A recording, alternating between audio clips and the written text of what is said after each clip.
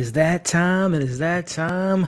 Happy Sunday, everyone. Happy Succession Sunday. Welcome back to the channel.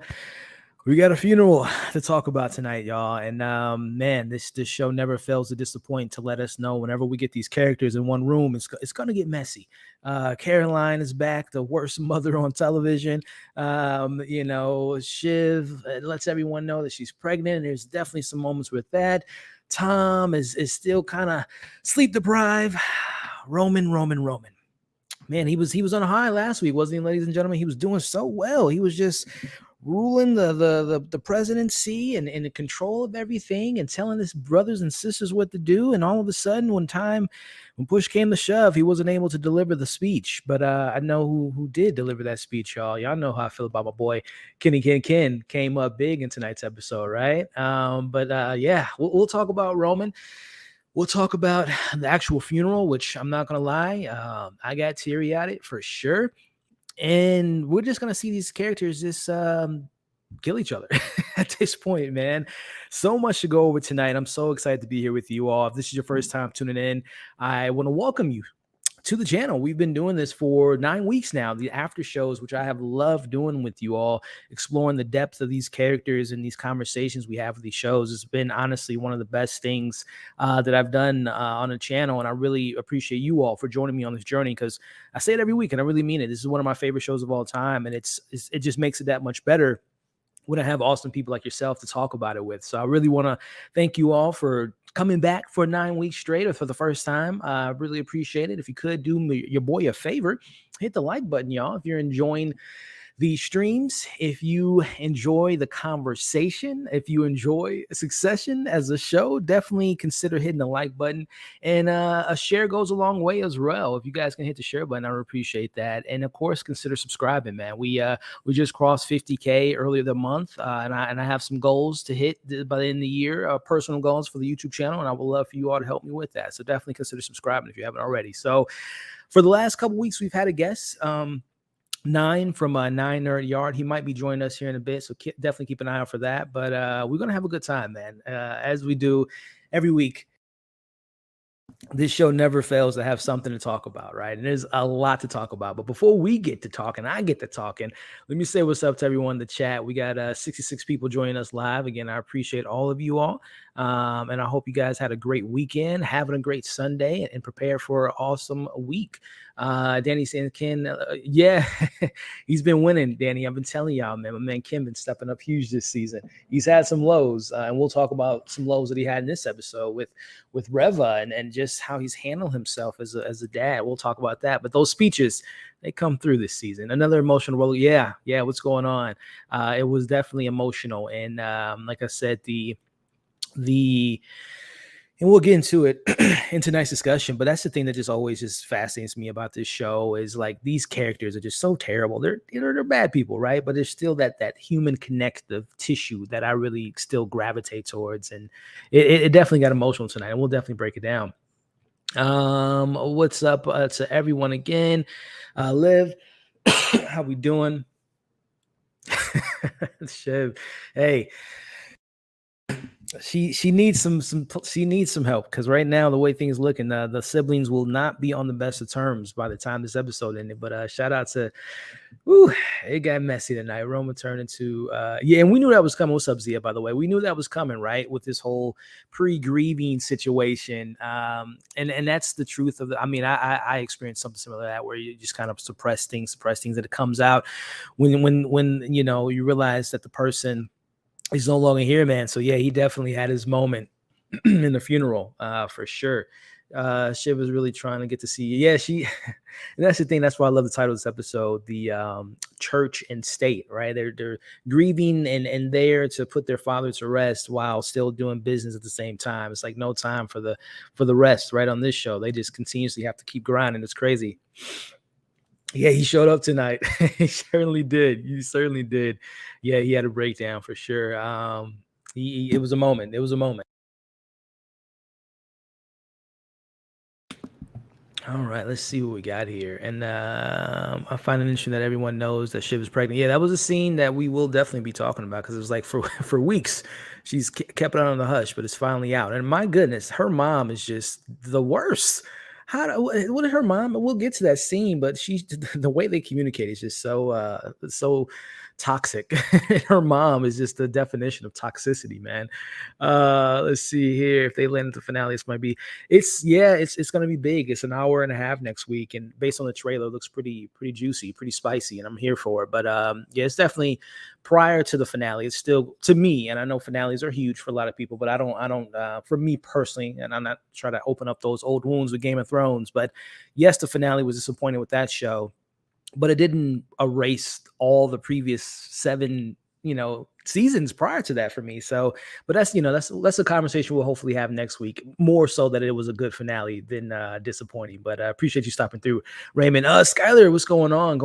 I'm excited for this review. I'm sure the funeral was a mess. That mess is an understatement for sure. But what's up, my man Skyler? Always good to see you. But all right, guys, I'm just gonna read a couple more comments here, and then we'll get into the fun stuff.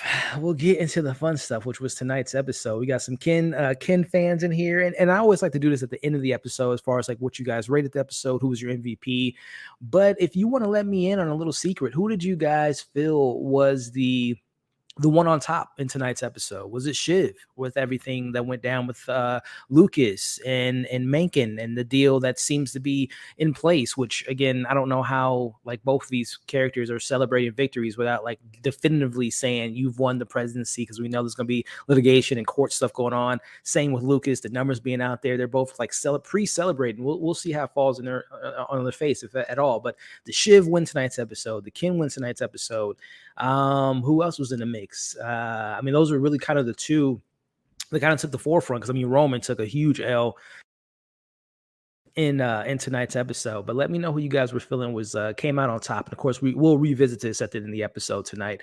What's going on, Maddie? Good to see you, man. Good to see you. It was so well done. Felt like a real tribute to Brian Cox. Yeah, I mean, his presence, and that's the thing about his performance in the show, is even though he's been gone for 6 weeks now, he's still very much so heavily involved in the show, and you can feel his presence even with the casket. Obviously, Brian Cox isn't in there, but you feel the gravitas of that character even with him not being on screen. So it just speaks to his presence on the show, man. So definitely a well-written episode, and a final goodbye to an iconic character. What's up, Meg? Long time no see. Good to see you. Nisi in the building. Always love seeing your name. All right, y'all. So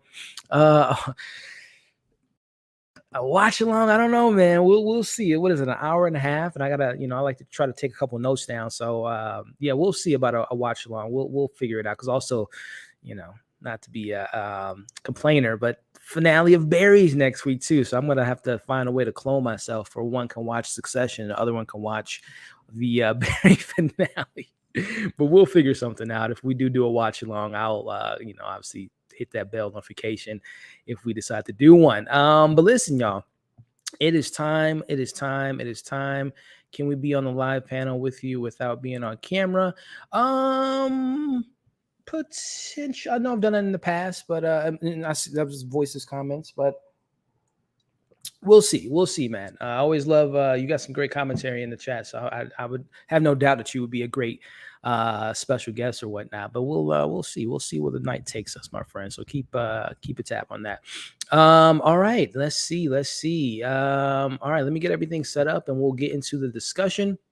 Break it all down, talk about the scenes, and see if we can laugh, see if we can cry, see if we can speculate, and see where it goes, because these are always fun discussions that we have every single week. So with that being said, again, for everyone that's just tuning in, I appreciate y'all. Go ahead and like the video, share, leave your thoughts in the comments. I'll do my best to read your comments. I'll take little breaks in between the breakdowns and see what you guys are talking about as best as I can. And again, I might be having my man Nine join us in a little bit. I think he's still watching the episode.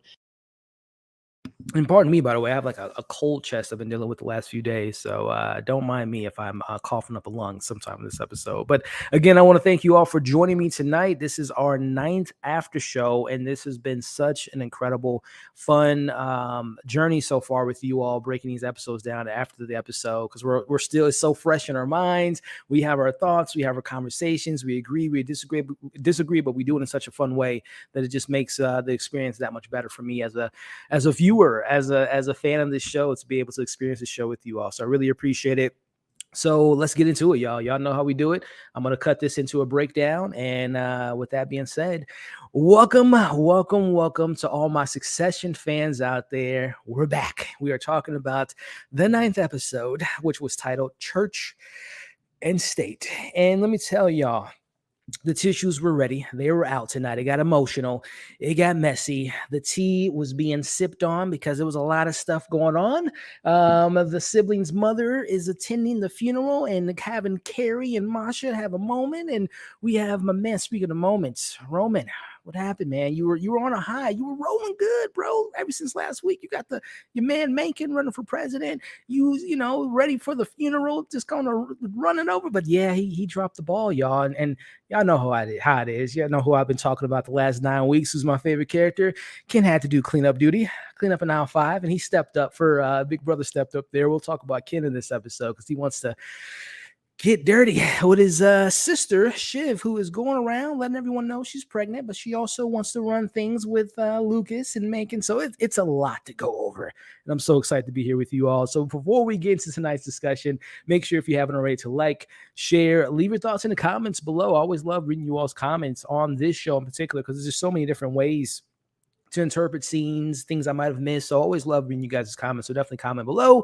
And of course, consider subscribing to the channel and hitting that bell too, because we have a lot of content that pops up all the time. So definitely subscribe and hit the notification bell. But listen, all that out of the way, initial impressions on this 9th episode, which, by the way, it just breaks my heart to say 9th episode, because it means we only got 1 episode left and it's going to be an hour and 30 minutes. I'm going to probably be a wreck, but that's next week. We're here to talk about episode 9. This was another one of the examples of why this show is so great to me.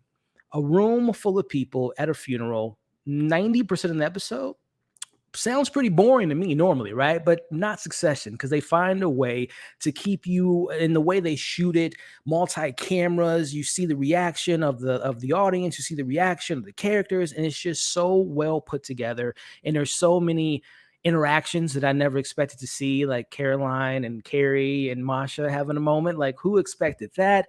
I mean, there's just so many great moments, but the moment that really stood out to me is just seeing someone like Roman, who has been, like I said up top, on a all-time high in the last week and this week, and particularly before the funeral took place.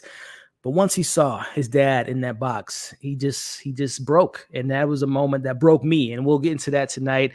And it's a lot to break down, and we're going to get into it. But before we get into it, my special guest came at the right time. He's been with me on these recaps and these after shows for the last couple of weeks, and he's here again. I'm so excited to have him on.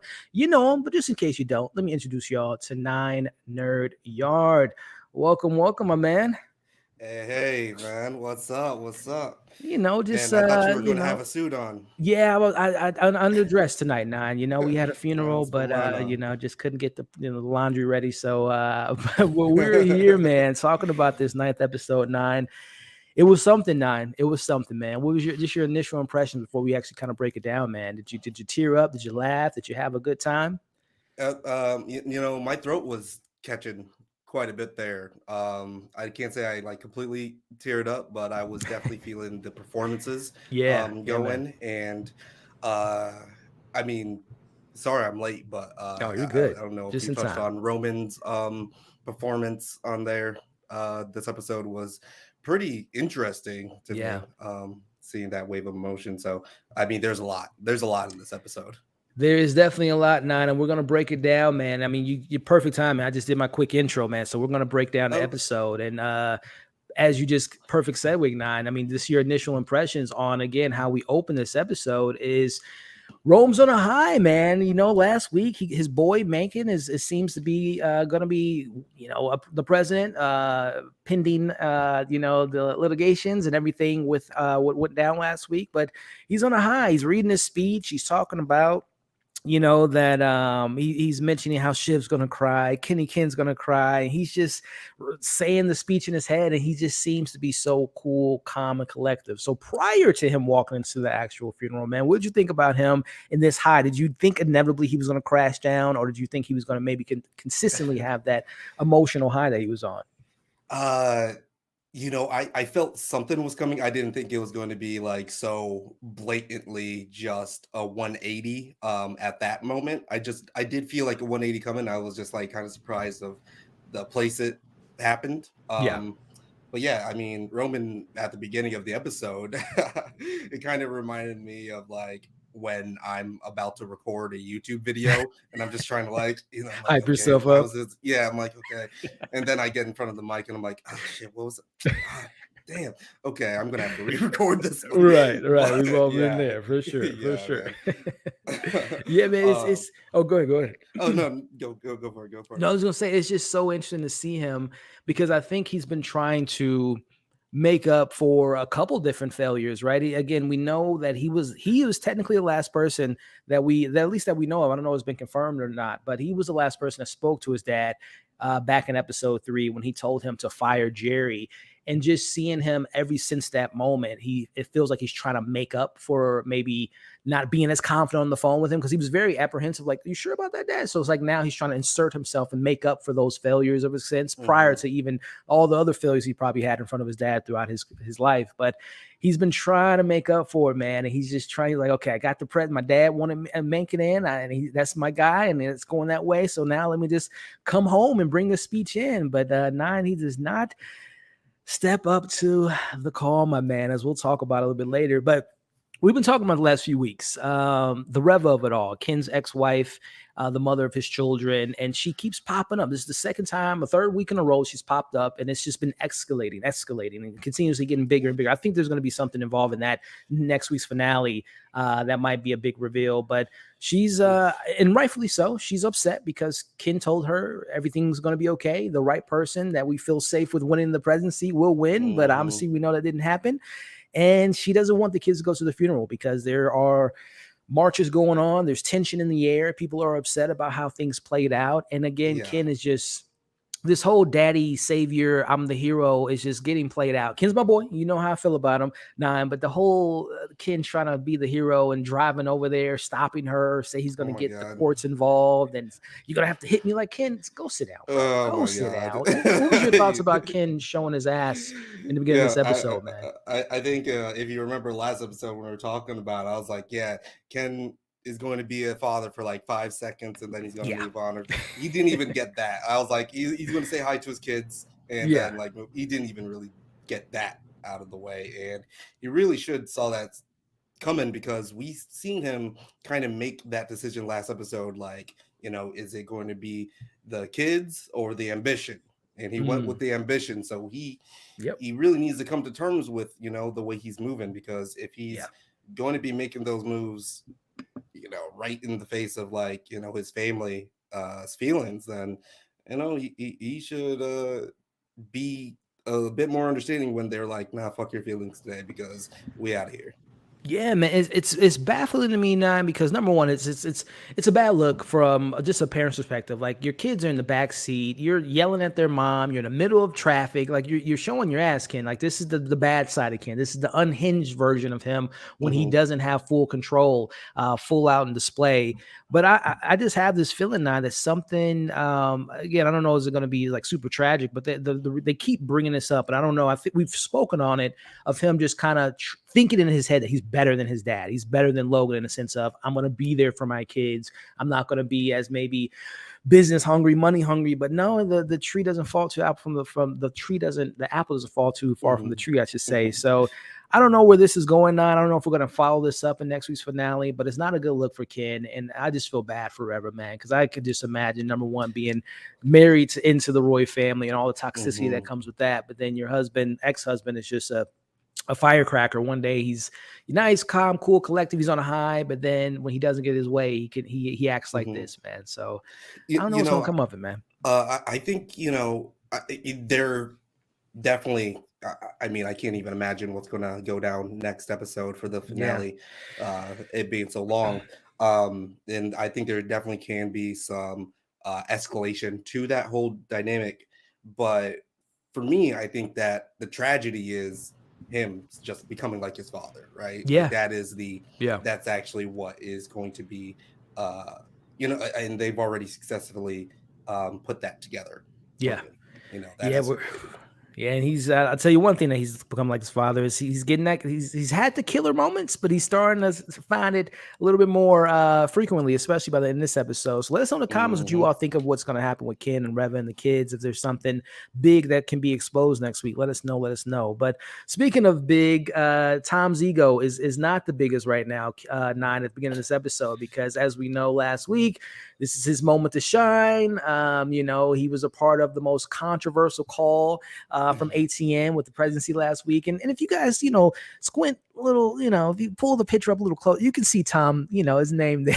Yeah. Nowhere near as big as Rome and Shiv. And of course, Derwin, whoever gets Yeah, the big no. picture, man. Talk to me, 9. What's going on with Tom and Greg? Is he's again upset about the picture? And of course, Greg wanted to grieve and go to the funeral. And Tom, we'll talk about his moment a little bit later. But just initial impressions of Mr. Tom and Greg early in this episode. Greg's got that dog in him. Like he said, no soul, and I'm no soul in it. He really does not care if it's at the funeral. He's going to be progressing himself and trying to get his face, at the front of the pallbearers. Yeah. Getting the meeting with the president, letting the president know, like I was part of that, that decision that made you the guy, and I mean, it's been that running joke, like, oh, is Greg going to end up on top? I was like, it's starting to feel like It's he's going to end up becoming more better like than, reality. yeah, it's Yeah. going to end up better than maybe a lot of these other people at the Yeah. end of this. Who knows? And Tom, I do like how, everyone else had a pretty big like paragraph under their name in that little shot that you showed, but Yeah. Tom just has it's just his name there. So Yeah. maybe he's not doing as bad as we know he should be doing, Yeah. but he's tired. He's tired, boss. Yeah, we'll get to Tom a little bit later, but I want to touch on something that you just mentioned. I don't want to forget it because there are definitely some other Greg moments in this episode. But the running joke of him maybe ending up on top, I think, is becoming more of a reality, man. And I'm just throwing it out there, 9. I wouldn't be surprised with the relationship that it seems that Greg and Lucas now have. When he sees Greg, he's like, "Hey, Greg." And we know there's a CEO vacancy right now. If the deal does go through, 9, I'm just putting it out there. Could we see Lucas having Greg be that guy and not Shiv? I'm Oh just my throwing it out there, gosh. man, because we don't know what happened that night. They seem to be bonded, and Lucas likes the way Greg's move. I don't know, guys. Is Greg going to be that CEO? Oh my goodness. It almost Is it a feels like the show would possibility? do that Oh just my goodness. to serve Shiv another L on the way out, just to be like, oh yeah, no, it's going to be Greg instead, and just Shiv being like, damn, shouldn't have underestimated that guy. But Telling y'all, man, Greg's someone to keep an eye out for, 9. But talk about awkward car rides, man. Again, I love how the show.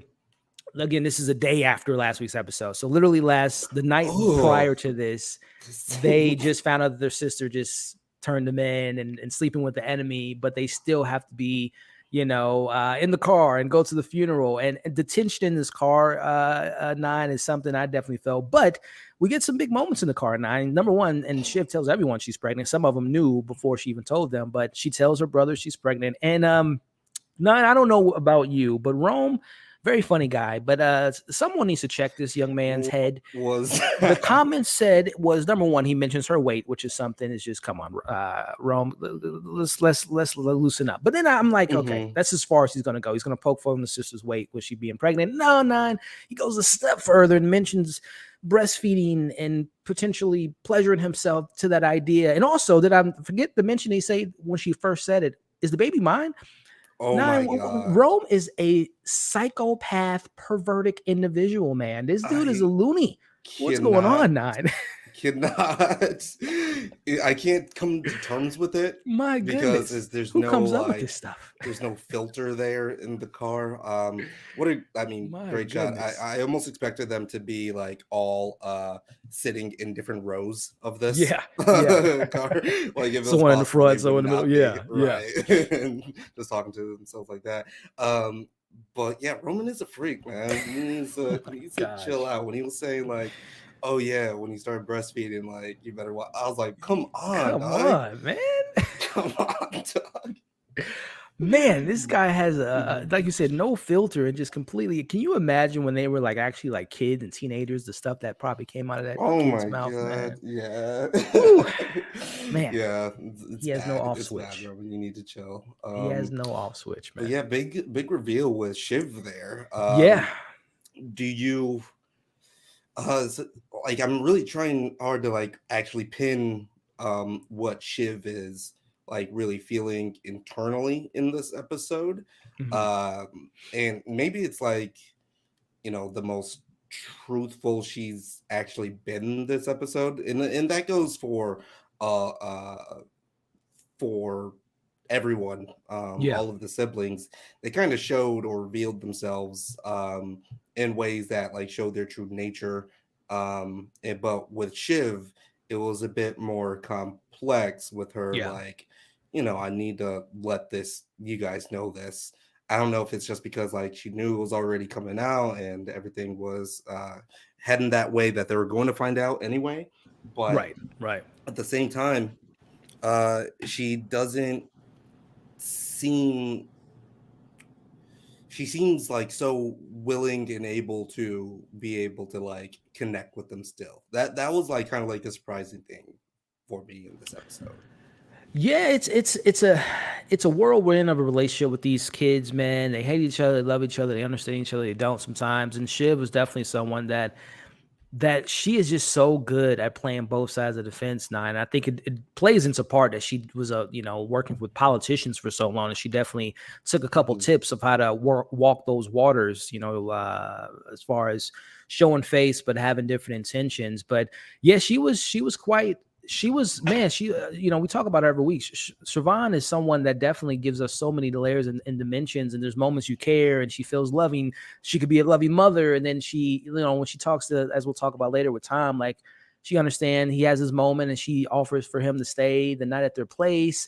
But then 2 seconds later, she's making this evil deal with Madsen to put her brothers in the Mhm. ground. So it's a fascinating character, as is all these characters. But Siobhan is someone that has definitely, I understand the pursuit of what she's going for, but then it's still just so confusing because she seems to just want love. She wants people in her corner, but she's constantly pushing people away.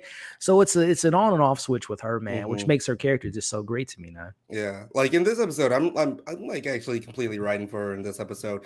Along with I think Kendall, but it didn't feel as scummy as it did last episode, right? Like it kind Yeah, of felt like, right when she was her and Kendall were having that moment and she was calling him a good guy and like scheming, yeah, right? It didn't feel like that. It actually felt like there was some genuine clear thought progression of like what she wants and how right. she's going to get there.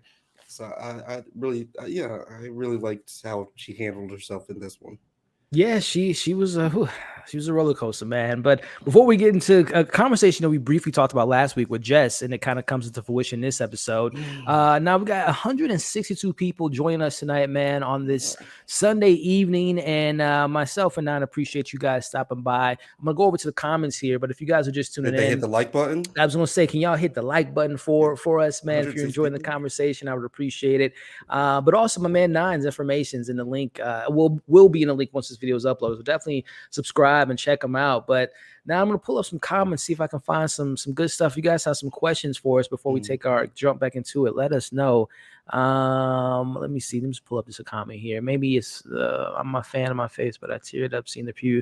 Yeah, I mean, we'll obviously get to that a little bit later now, but it's next week, man. The finale is next week, Nine. I I can't believe it, didn't man. even look at the preview. I was like, Oh, okay, I know what's going.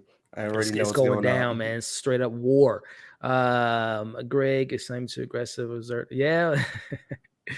But he might end Mhm. up on top. He might end up Yeah, top. it's Man, working it's out crazy for him. enough to give it to. Yeah, so a lot of people do think that. It is crazy enough to give Hey, it he can. Oh, because here it Greg goes. is Replaces. in many ways just more controllable than anyone else too. Yeah, very much so. Very much so, man. Let's see. So what are you saying? I'm glad they all show wearing seatbelts in the car. Yeah, safety comes first, man. Safety comes first. Yeah, he is psychotic for sure. You see anything? None? Any questions? Any questions? Let us know before we get back into the conversation. This is when you guys can let us uh, pose any questions to us before we get back into the breakdown. there So shoot was us any questions there. some just What's up, Silver? coming that are going later in the episode that I think we'll be talking about. But yeah, I like Shiv's weakness is that she needs to be validated and people can pick that up. It's from Mm. seriously though. She questions herself Oh, this and one her here. beliefs even at the burial site with Frank and Carl. Yeah, I mean, yeah, there seems to be a genuine conflict within her that is like completely justified, uh, Hmm. all things considered, right? Uh, it seemed just to be like, okay, no, I know exactly, how she would be feeling uh having to go through with this, Yeah. even wanting to go through with this, but also wanting to complete that mission. She's her father's daughter, right? Yeah. So Yeah. that's not going to go away, but she Yeah. also seems to be very much in a place where she's trying to also figure things out. Hmm. And she doesn't need her dad's validation anymore. Sorry to say, but yeah. Yeah, I agree with the sentiment here as far as the validation, and this comes off a little desperate at times. But at least she is upfront. I wouldn't say upfront because she's obviously doing things behind her brother's back. But as far as like when she does want something, she makes it very abundantly clear. She doesn't tiptoe around certain things Mhm. like her brothers do. Like when she told her dad, like when she's getting in the fold of the business, I want to, be right there with you. Obviously, with Lucas, she's constantly telling him, "This is what I want. I don't want to tiptoe around like this. Eventually, this I want to be second in command. I want to be the CEO once you buy Mhm. Waystar." So I always appreciate that about Shiv, the bluntness of her. But it does, like I said, at times it does come off a little desperate. But like I said, I appreciate someone being a little bit more forward than just kind of hinting around things and alluding to things. So, Mhm.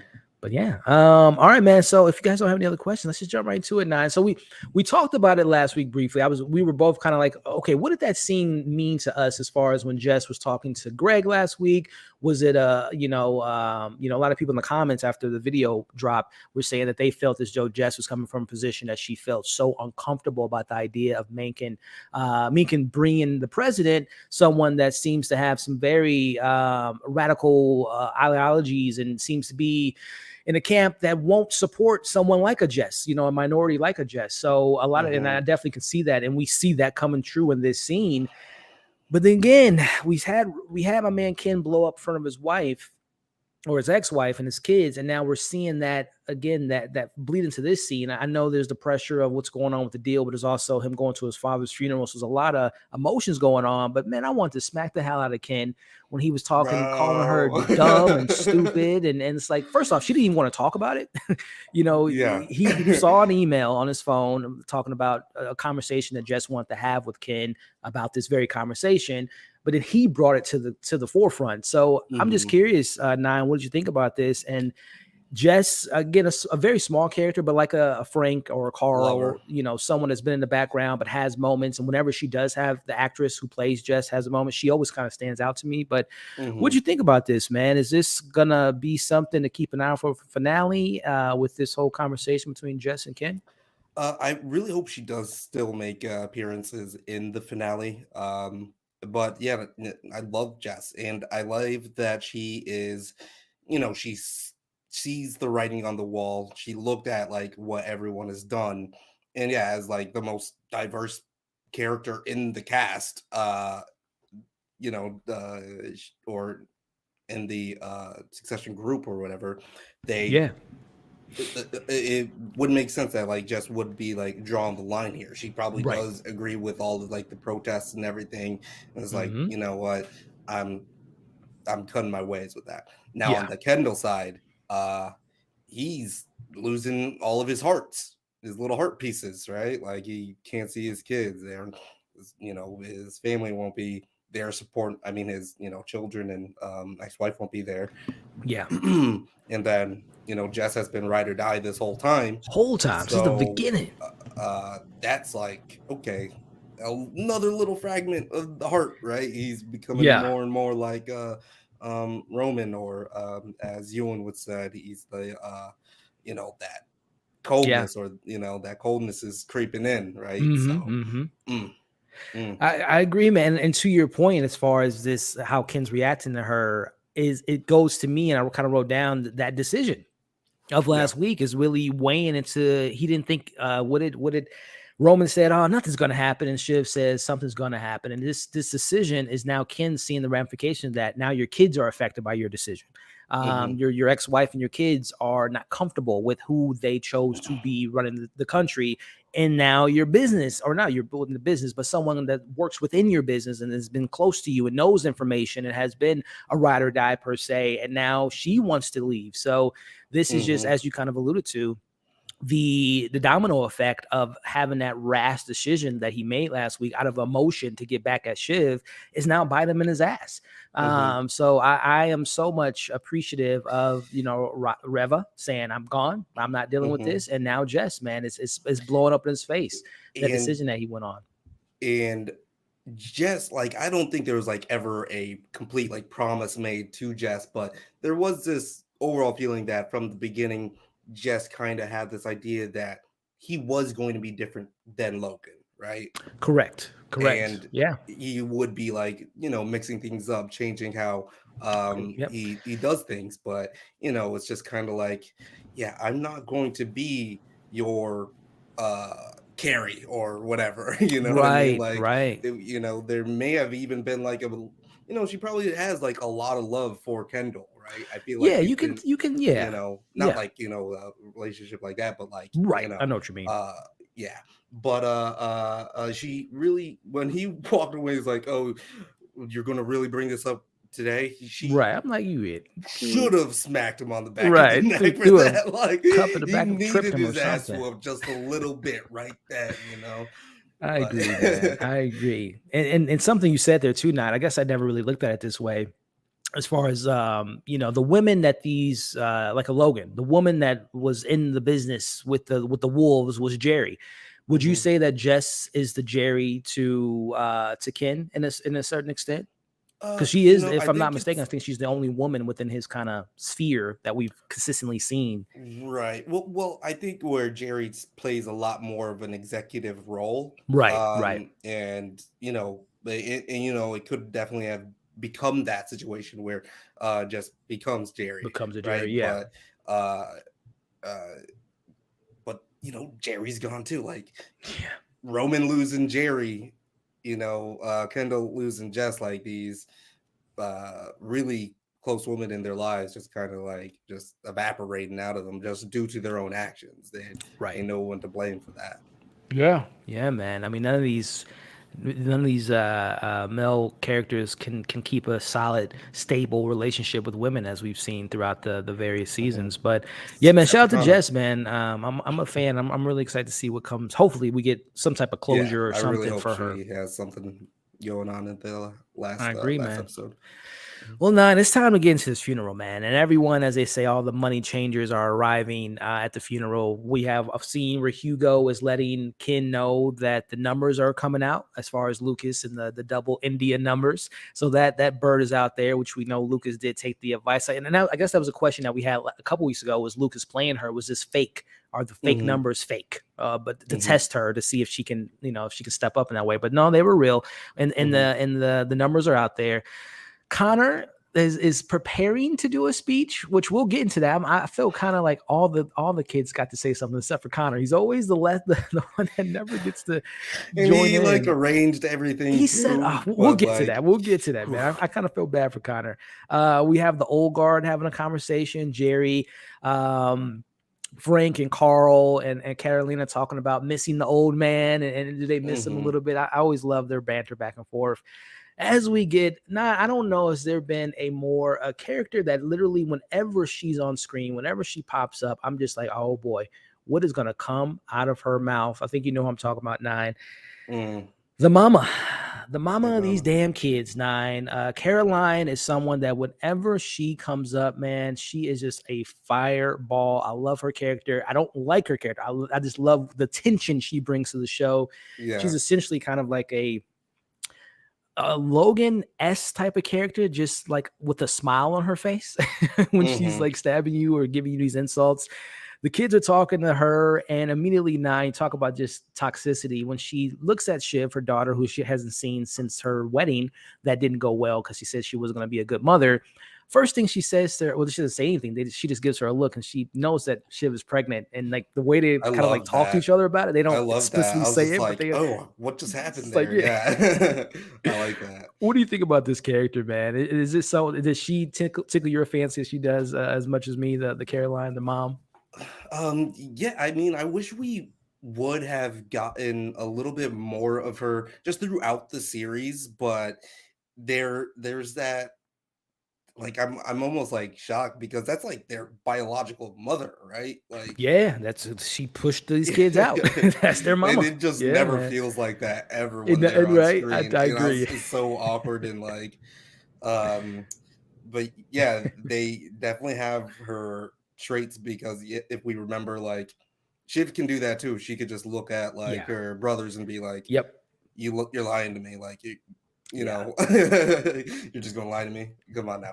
But yeah, she just what did Shiv say when she was walking up? Cruella. Can't believe I didn't hear the dog. I was like, oh yeah, she does have a Cruella Deville type of vibe there. Man, She's out for she's that. a mean, nasty woman, man. And I mean, to be honest with you, you need to be that, I guess, when you're the mother of Logan's children. You can't just be a pushover. You How can't do you just be feel a about nice, Carolina versus Marcia though? as far as like the Just kind of like dynamic. Like, who do you think is like a bit more ruthless? oh, Caroline all Yeah, day, every yeah. day. Because she will stab you in the back and smile while doing it. And Masha kind of does it kind of behind the scenes and tips up. She Hmm. seems to there's a moment when she seemed like she was trying to be a loving sort of stepmom at points, but I've never seen a loving scene with Caroline. Every time she's talking to her kids, it's always something snarky or manipulative or trying to get something out of them. So she's the Hmm. worst, man. But again, it just speaks to these are the type of women that Logan attract. Yeah.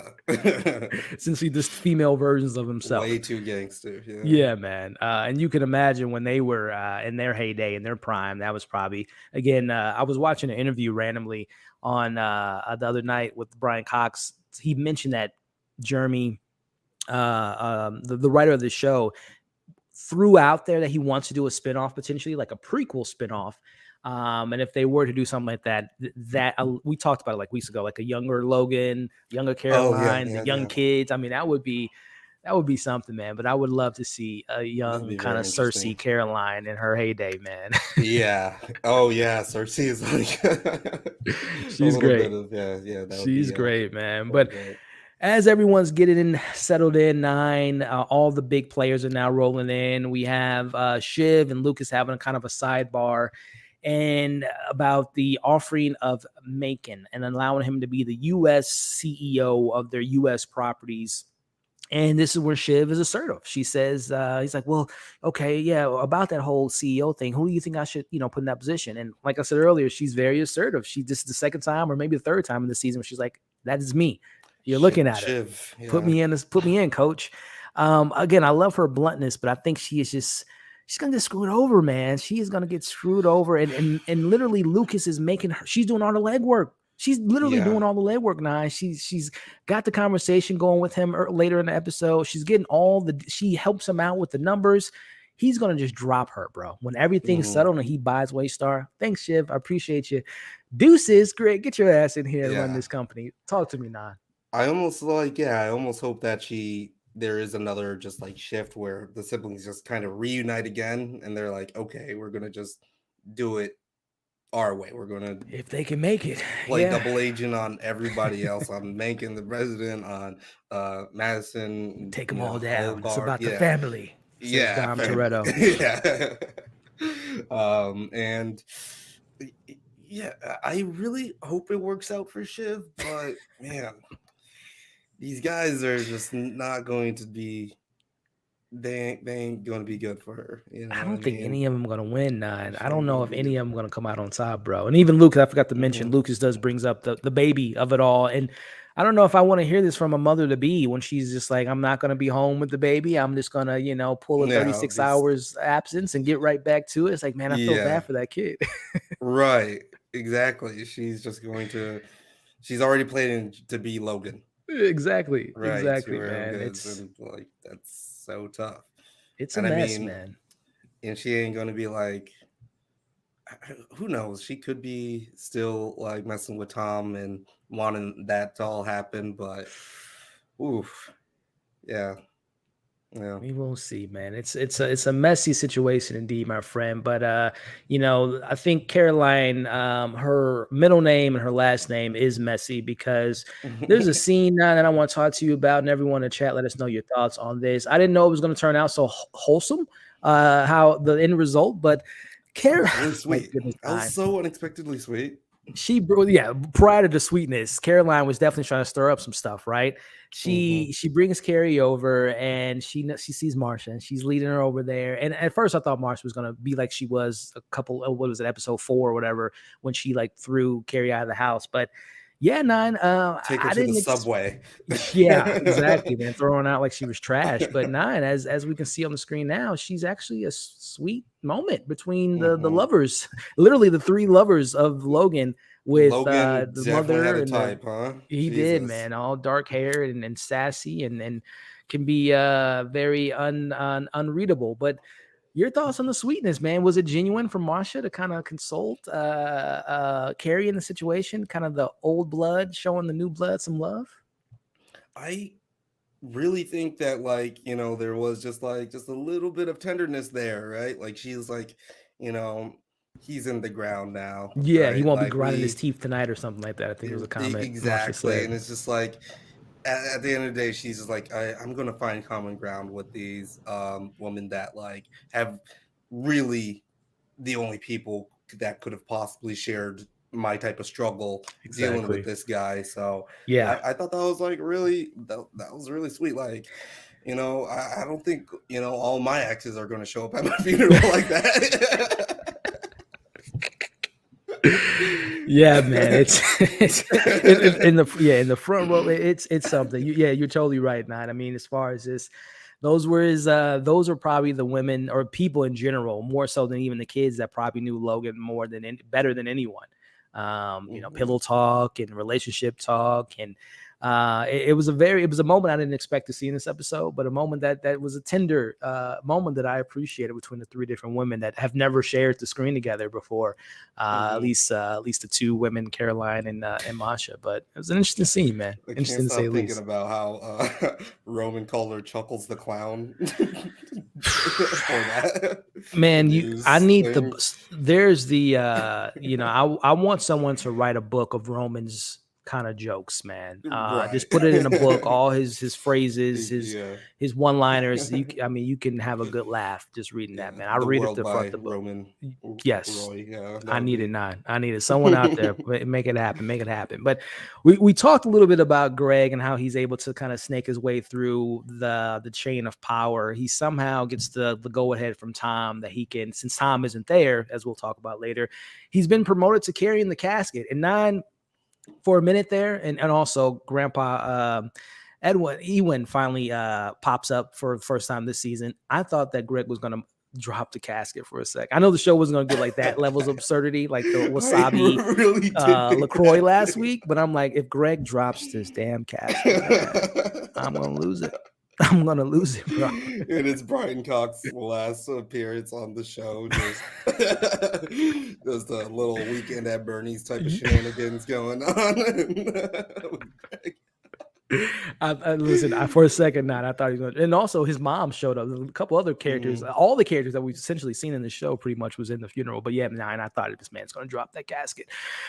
They didn't do it. But what they did do, they dropped a mic. They dropped a nuclear bomb in his funeral, and that is Grandpa.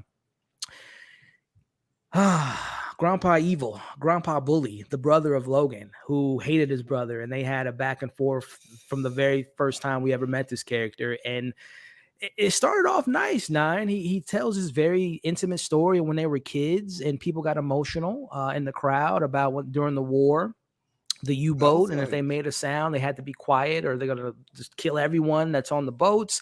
And it just gave you a little bit of insight. I think we talked about it before, not as far as like the backstory of Logan and how the show was able to weave in how he was raised, like the season 1 or 2 when they're at Connor's house and he gets out of the pool and you see all the whips on his back, and you can understand that he grew up in a very probably domestically not stable home, and little hints like that throughout the series that we gotten from here. And this is another one.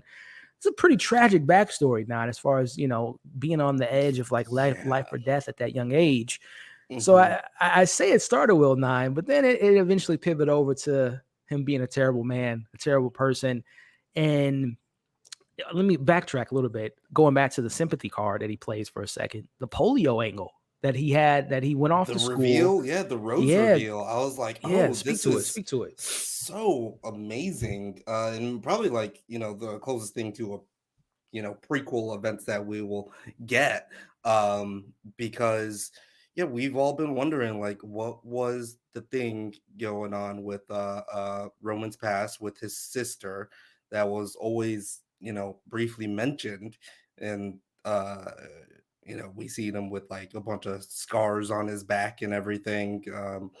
And what I found a bit fascinating about that is where it really felt like just more like understanding about Logan, but I was Yeah. like, "Oh, okay." Just like a little bit more understanding. I was like, "Yeah, but he was still a dick though." Like I really didn't like the way that he went about that. And again, there's Ewan that was kind of like trying to be the antithesis. I really like the Mhm. way that he said, I tried, right? Right. I tried." Right. And then I don't remember when Logan stopped trying, Great right? line. And I was Great like, line. Yep. that's it right there. That Yep. is like, okay, yeah, he's at least he stopped trying along the way somewhere and he made a decision.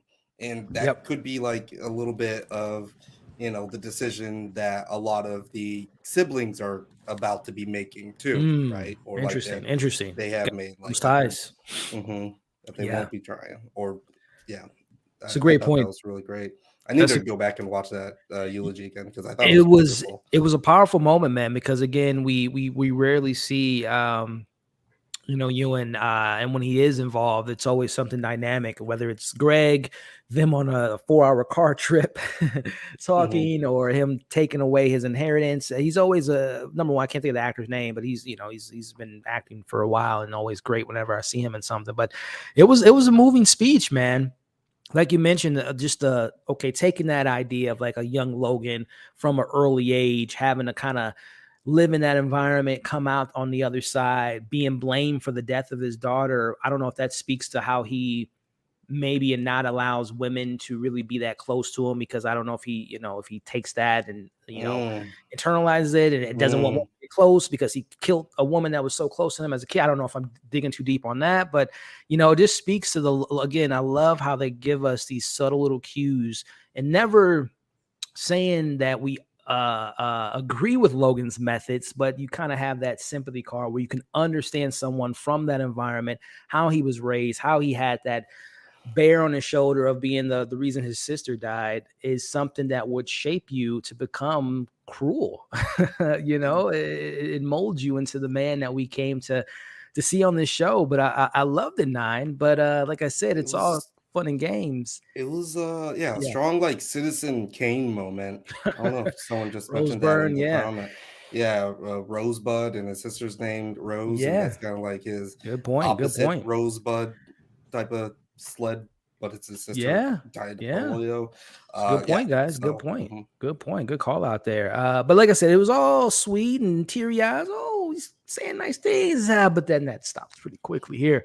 He mhm. calls him terrible, man. He was a cold, mean man. And he was just he went in on him, man. It's just like to to do that at that point in time, that what they say now is a time and a place, and that definitely wasn't it. But I mean, this is who he is. That's He's just telling the truth of who his brother that he knew when he was good, and when he got to the dark side. So I mean, it turned pretty quickly. But the thing I do want to point out in this scene is that it messed up Roman. It messed him all the way up 9, because Roman, again, at that point, prior to that moment happening, and everyone's checking in on, like, when he was saying all the bad things, everyone's like, "You okay, Roman? Yeah, I'm good." And you could just see it in his face that this is just taking Mhm, all the momentum, all the wind out of his pipes. And mhm. let's talk about it. 9, this is where I got a little emotional in the episode, because we see these characters not being as emotional, or at least speak to their emotional side, and they're always closing it off. They don't wear their emotions on their sleeves to this extent. But he's a wreck, man. He looked like a little boy up there, like a little child Dude, like that we saw. it was coming off of his nose and Yeah, everything. I was like, yeah, he's out there. he's out, man. He's Mm, out for the count. I mean, he had to mm, call his siblings up there to help him out, and Big Brother Ken definitely did. But prior to that, I just want to get your thoughts on that, 9, from not only just from the scene, but just from the, like you just kind of alluded to, the performance of it all, man. Like I felt like that was not an actor playing a character, but that was like someone he was who's in there. suppressed in his feelings and his emotions, and the way when he's playing with the note cards and he's looking up and the voice is cracking in and out. I was Mhm. uncomfortable, man. I felt bad for him. We talked. He's a disgusting, perverted individual, but this is the beauty of the show, is that those human moments that we can all relate to. Right. Yeah. So, like I was saying, is like this episode was just filled with these like moments just of like people kind of revealing their nature, right? And it rang completely true for Roman. Yeah. Uh, we see that, when he's confronted with reality, he's not able to hide behind his jokes for Yep. a bit, and Yep. like actually has to present himself in front of everybody. He, he's not well adjusted enough to handle all that. He's not He's emotional. Yep. not adjusted enough at all. That side eye that Jerry's giving right there, that's crazy. But at the end of the day, like, yeah, I was like, yeah, I completely get where he's coming from. Uh, and what made Yeah. my throat catch is when he's like, "Is he in there? Yeah, man. And Same can we here. get it That's out?" the moment where I'll be out. That's when that little tear shed I from was my eye, like, man. "Oh man, Roman, you are so sad. I wish things Yeah. could have turned out differently for you, but man, you're a mess right now, Yeah, brother." man. It was inevitable. We all kind of knew that it was gonna eventually have this mental breakdown, because again, the jokes Mhm, of the pre-grieving and just kind of suppressing it all. It finally came, man, at the obviously at a wrong time, but in some ways maybe the right time. Um, because he's not only is he in front of all his his family and the president. There's a camera there. I mean, this is public, man. mhm. This is him at his lowest point, and like you said, and I'm trying to pull up the scene here now, but yeah, when he's I'm not going to play the audio of it, but just kind of a screen grab of it. It's just like when he said that, it's the reality of the situation, that the man that, for right or wrong, he's looked up to since he was a little boy. Through all the stuff he's put him and his siblings through, he's officially acknowledging the fact that the Logan Mhm. of it all is no longer someone that he can run to or lean on, or dad will take care of it. It hit him. It hit him, 9, and And my goodness, did this scene play out in such a beautiful way. I think this is his award scene right here. This is when he's going to get that. He's obviously going to be he's nominated for Emmys, but this, I think, ab- sealed it. absolutely, yeah. It's going to be a pretty big Succession Emmy season. But yeah, if we're talking about Shiv needing validation, Roman Yeah, 100%. Roman is the one that needs to be validated so much. Like he's willing to fire anybody that says anything about like how comparing him to his father, Yeah. right? Yeah. He's willing to go after anyone in that. But at the end of the day, your father's gone now, and you're confronted with that fact, and you're now just looking like a kid, and it's so sad. Yeah. It's like so sad. And if yeah, I mean, I'm not a father or Yeah. whatever, but you know, I've heard this thing is like preparing your kids to, you know, be ready for your passing, right? Mm. Is like that deal. Yeah. And Yeah. whew, yeah, not well adjusted that guy is. So. Well said, man. And you know, Nine, the moment, the big moment in this scene here was, again, I'm not acknowledging who was in the crowd. And I think this moment here is when Mr. Mencken, I think this is when the whole deal of him, when we'll get to the conversation he has with Ken later about like, oh, you're going to kill this deal, right? I'll try my best. Wait a minute. Hold on. You're going to try your best. Just last week, it's a done deal. You're going to kill the deal. Now it's to try your best. I think Mencken decided to go the other way with potentially working with Lucas once he thought that maybe Roman was a little bit of his father, because he talked about how him and Logan had their kind of, you know, controversial relationship, but we respected Logan. I think when he saw Rome break down like that, that's when he said, I can't go to business with these guys. I can't do any deals with them. I think the Roman unfortunately killed the deal. Killed the deal he wanted to kill in that moment. Yeah, Mencken doesn't strike me as a guy that would go for that shit or let that shit ever slide. Yeah, you man. know. And Logan isn't the guy that would ever let that shit No, slide. never in front of when it's, but yeah, I always love looking at scenes like this to see the extras, to see if someone's being too extra. My man behind the president, that side eye is pretty siding right there, man. I'm trying to see, is there anyone else? My guy in front there, the guy with the glass. Looking for that Dunkirk moment when the guy was smiling in Dunkirk, but before we move on, man, because my man Ken comes through, as we'll talk about, let's see if we got a couple comments here. Shout out to Flo with the $4.99 super chat. I don't know if there's a comment attached to it, Flo. If there is, definitely let me know. But I if you scroll appreciate a little bit up, it's like 5 comments up. Let's see. Is it this one here? I think Thanks, y'all, for these reaction videos. You guys do a great job talking about the show. I want to discuss. Well, I'm so glad you're enjoying the conversation, Flo, and I appreciate the support on that level. But like I said, the most important thing to me is you being here, listening to me and Nine, and being here in the community, interacting with each other. So I definitely appreciate you there. Let me see. Is there another? I thought I saw another one here before we move on. And again, guys, when we do these little breaks, if you guys have any questions for myself or Nine, throw them in the chat and we'll try to get to them. Let's see here. I was hoping Jerry would confront Roman. Well, thank you for the super chat, number one.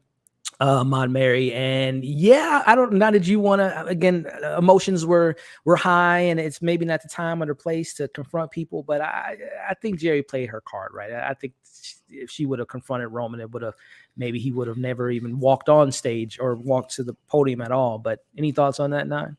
I almost think like if Jerry, that he would have killed it if Jerry was in his corner still, but he already cut that off, right? Yeah, that ship has sailed. that was settled. But Jerry, she made it clear, I'm not playing this game with you anymore. Yeah, like, it's over. She might have, she probably played this game with, not to the extent of the relationship of the romance of it all, but she's done it with Logan. All these years of dealing with Logan's crap, Logan probably fired her 20,000 times, and and didn't mean anything by it, because he knows how much of a good worker and how she gets stuff done. So yeah, I'm not about to do this again, especially with her unstable, weird ass. So thank you for the question, Mary, and appreciate the super chat. And then we got one more here from Alyssa, giving her MVP award to Ewan Speech so much. He was honest, sincere, and best reason to attend a funeral. Yeah, he was he dropped the mic, as we talked about in that scene, Nine, with obviously the emotional side of it, but then the truth of it all, of Logan was a bad guy. He was not a good guy, guys. So yeah, shout out to could have listened to him go off for like another 5 minutes. I could have, yeah, man. Yeah, tell everyone about not only him, but them damn kids, maybe even Greg. Right. He could have went in, man. What a moment. What a moment, man. He just flicks off the casket. Kicks one of the legs out.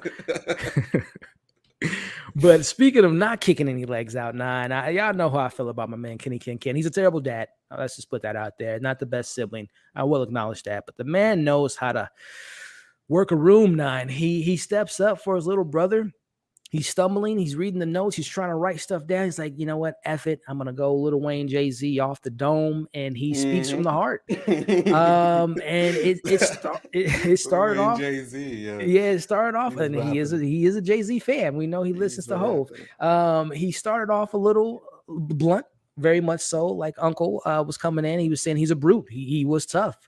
But then he gets into who he saw his father as, which was he built and he acted. And he goes into this whole soliloquy of like the money and how the money built things and bridges and buildings. And he was a man of action. He's essentially just given over the legacy of Logan. Yes, he was mean. He was angry. He was, despicable. He was just someone you don't see a lot of great, bright moments from, but he has this legacy of this empire that he's built. And when you're building an empire like this, I mean, you're going to have to crack some Greg's to make an omelet, right? So what did you think about Ken's speech, man? It won over the crowd. The crowd's going, wow. Sorry, I was like, Kendall. Thank you. Like a part of the episode, I was like, L to the OG. I mean, he came through. That comment just made me laugh because I was like, oh, what if he did do a little L to the OG? I see. Yeah, Zia said that. Zia, if he would have pulled that mic and just yo, shout out to my pops. Sorry from the bottom. Now you're here, but yeah. But yeah, Kendall did a great one. It was like the Money Never Sleeps, like read his good speech, but for eulogy, right? Yeah. And I thought that was like a very interesting way of pulling it, because there is, of course, all of those people are there to pay his respect. There's aspects from the outside looking in of there's that ambition is admirable, right? Right. I mean, like to act on that and like to work through all of that. Right. But I was wondering how much of that was really coming from Ken's heart, or rather than him like playing the room up or just doing like a little bit of damage control from Roman. Because it did feel like, okay, what does Ken feel about his father, really? Right. And I don't know if we actually got that there in that speech. I think he played it well. Again, I'm a little biased because y'all know how I feel about Ken, but I think he plays to the room for sure. He plays to a little bit of his emotions, because he mentioned he is a brute. He was, a mean man, but he got stuff done. But also the line that really stood out to me was how he threw himself into the kingdom. He wore that crown because he says the force that he has, the velocity, the gravitas, all that stuff, he hopes he has that in him. Because he wants to be that next Logan, right? And you see Shiv's reaction and to all that stuff there. But yeah, man, I think he's playing a lot of different roles in this moment, as far as, again, the dominant figure, the alpha, the next Logan to come in line. He could be a little bit vulnerable, but I really thought that he stole it, man. He did it again. He had another great speech. It was 2 weeks ago, and now he's back again, man. He's showing he has that capabilities, unlike Roman. Right. And if I'm going off of like one speeches that I think Logan would approve of at his own eulogy, like I think he would be like, good job, kid. Did his thing. Yeah. It's almost like because you mentioned, as far as like the truth of it all, I go back to a lot of our favorite scenes was season 2 finale, when he threw his dad under the bus and told the truth, and how his dad had a smile on his face. This is kind of the reverse of that, right? As far as him speaking so highly of his father, who was going to have him go to jail and have him take the fall for all this stuff. So it's a complicated relationship. It's the tragic relationship of the siblings between the 4 kids and Logan. So it's a very interesting play, because I think he's smart, man. He's smart to do what he did. He showed a lot of dominance and power in that scene. And like I said, man, never count my man Ken out. Never count him out, y'all. No, we definitely can't count him out this episode. He was saying some dog shit right there. Yeah, man. And all he episode. even comes back like at his uncle. He's like, and then people try to throw. I'm like, tell him, Ken, go at him. Right. I loved it, man. I loved it. But That's good. listen, I didn't expect Shiv to kind of, she told her truth on the altar there, as she kind of, goes to a little bit more of the personal side when they were kids, and how terrifying their father was to them when they would play outside and silence. You could just, when she said that, I just imagine Brian Cox doing that. Like I just saw it in my head when she tells that story. But she goes into, again, the softer side of the man when she says, sure, he was terrifying, but when you got to know him, there was this warmth to him, which I don't know if we've ever seen that warmth. I'm sure it was there. I'm sure that he did have. I don't. I only want to say this because I think there's a big difference between a warmth coming from him and then that them feeling like the sun was shining on him. I think that was the quote. It felt like the sun was shining on you, not really from him, right? Interesting. But it felt like, it just felt like a bit warmer there, like. And I think that's a pretty big distinction, right? Like, interesting. And then that goes with the validation, right? Yeah. It's not really coming from him, but yeah, when it does feel good to have a father sometimes. Yeah. No, for sure. I mean, it's, regardless of how cruel his love could have been to them. I mean, it made them, it put them in certain positions that they're in now. But the line that she also, and I love that it came from her, is the relationships that he have with women. She mentions the relationships he has with women, and she says goodbye to my dear world of a father. The love from Logan, the presence of Logan is worldly. It's felt amongst continents, man. But yeah, I love that she brought that up, that it was a complicated relationship between women and Logan. He again, we talked about the reveal of him blaming himself for his sister's death. Obviously, the women of his life, at least the ones that he allowed to get into his close circle. And yeah, man, I love that she brought that up, because even their relationship was complicated, obviously, from her being a woman. He said many times, there's been many moments when he brought up her gender and how that holds her back and clouts her judgment sometimes. So I love that Shiv acknowledges that moment there, man. It was a good speech. Quote of he couldn't fit a whole woman in his head. Yes. I was like, yes. That's a very interesting way of putting it. But yeah, I could see that. That was great, man. It's like, damn, back to back to. I mean, listen, man. When my man Armstrong was writing this episode, I think of that GIF, the Hans Zimmer making the Interstellar score and the piano's on fire. Like I can just see Armstrong's just writing these lines, man. The man pen is on fire. But speaking on fire, Connor, man, my man can't get a damn hi, goodbye. He can't even get on the altar and say, thank you guys for attending today's. They didn't give him a time. I know Shiv said earlier when she read his little thing that it would have probably caused some ruffle some feathers, but he couldn't. Connor couldn't just say bye, Dad. As you said earlier, he set up this whole funeral, man. He couldn't say a word. But thinking about like what was probably written, just knowing the speech that he gave the night previously, it would have been bad. Yeah, it would have been the bad. Godheads are sure. coming.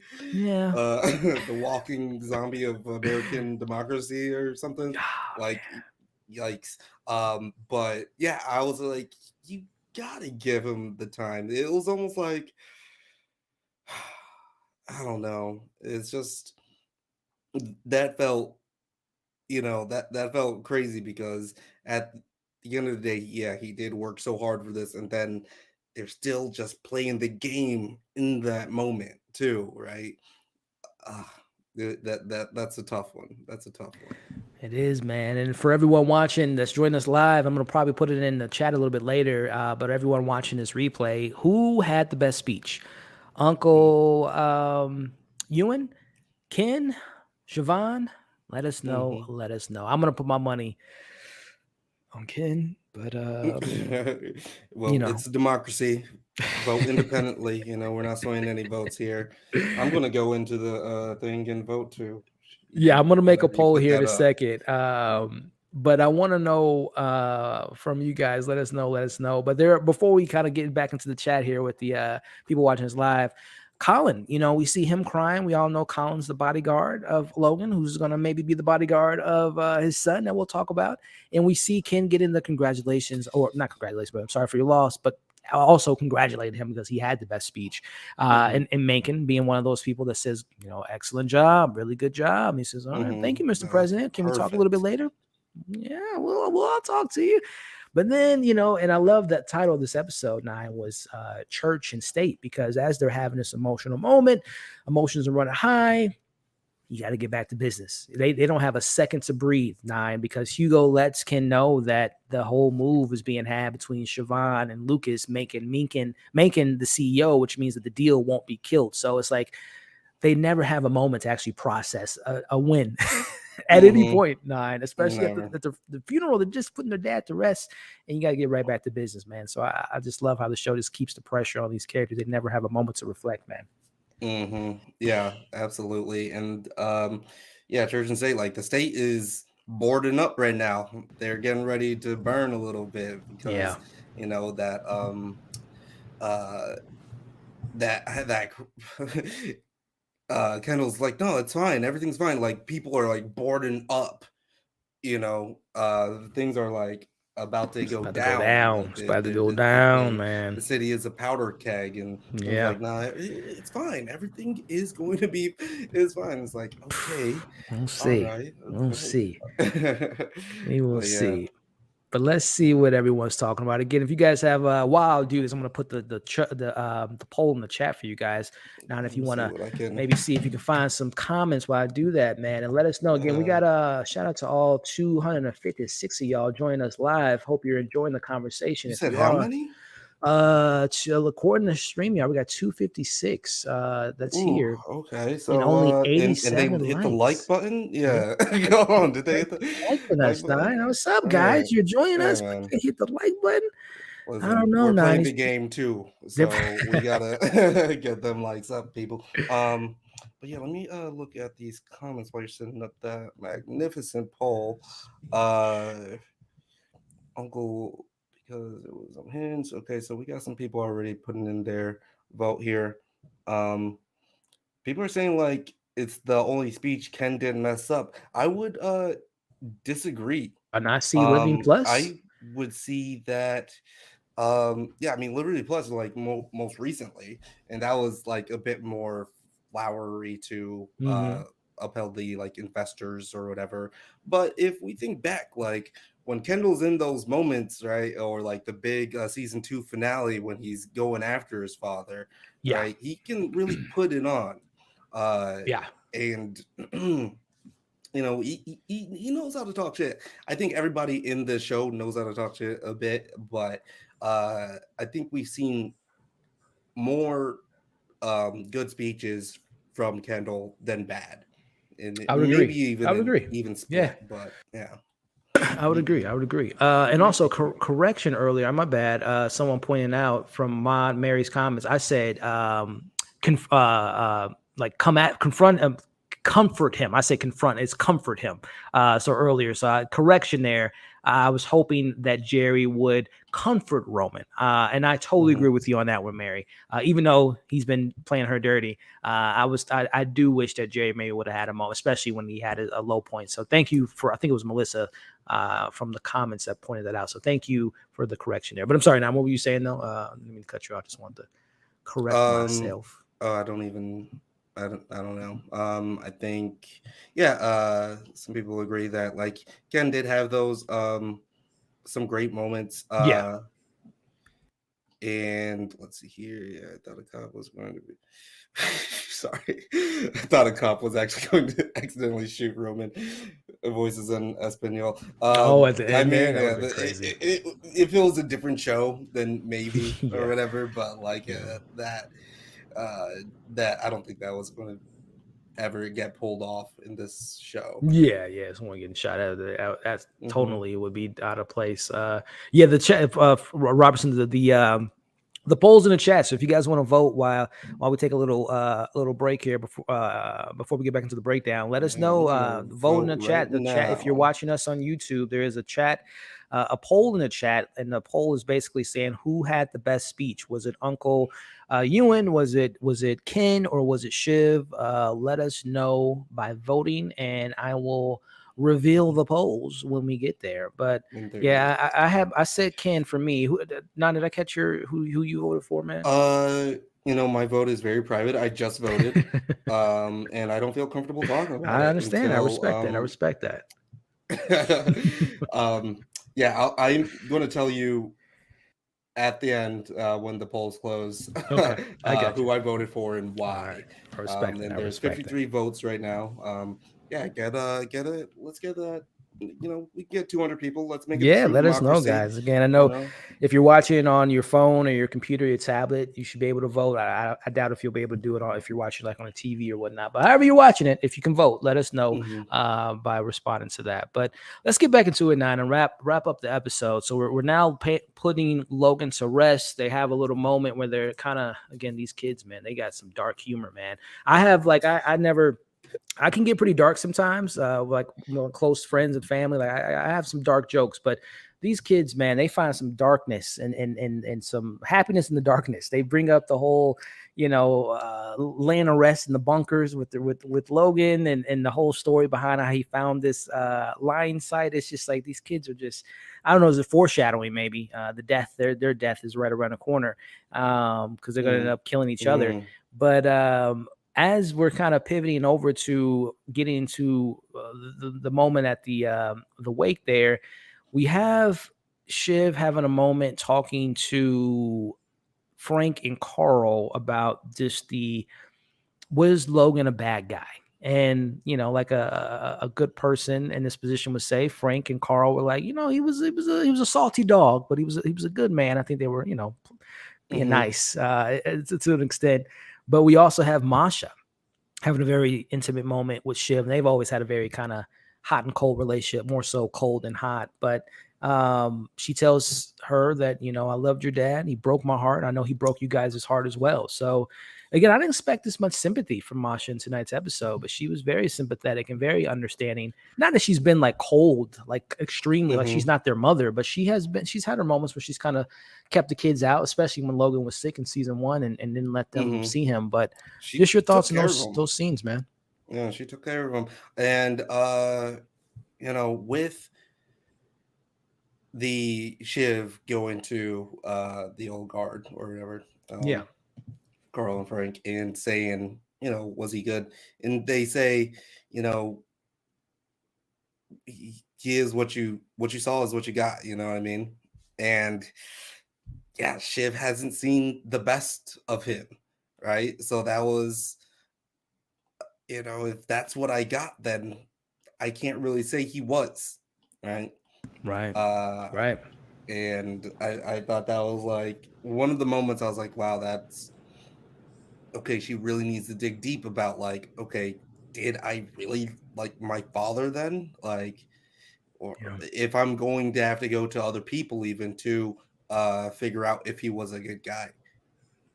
Yeah. Is that something like I guess that answers it. No, I really don't know my father.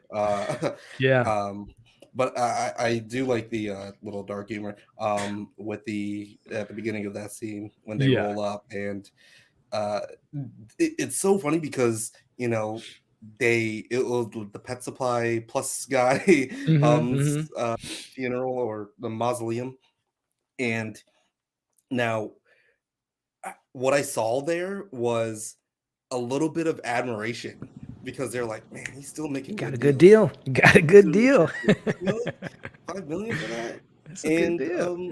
it was really interesting when they walked in there and they're like, when it's all said and done, are we going to be together Right. in Right, man. this? Mm-hmm. Like they're really like contemplating that for a little bit. Yeah. Roman can't even enter the mausoleum. He's standing Right. outside, Right. right? Like a Mm-hmm. vampire or something that hasn't been invited or whatever. Yeah. But yeah, Yeah. he's just you can't confront that. You can only really make jokes from the outside.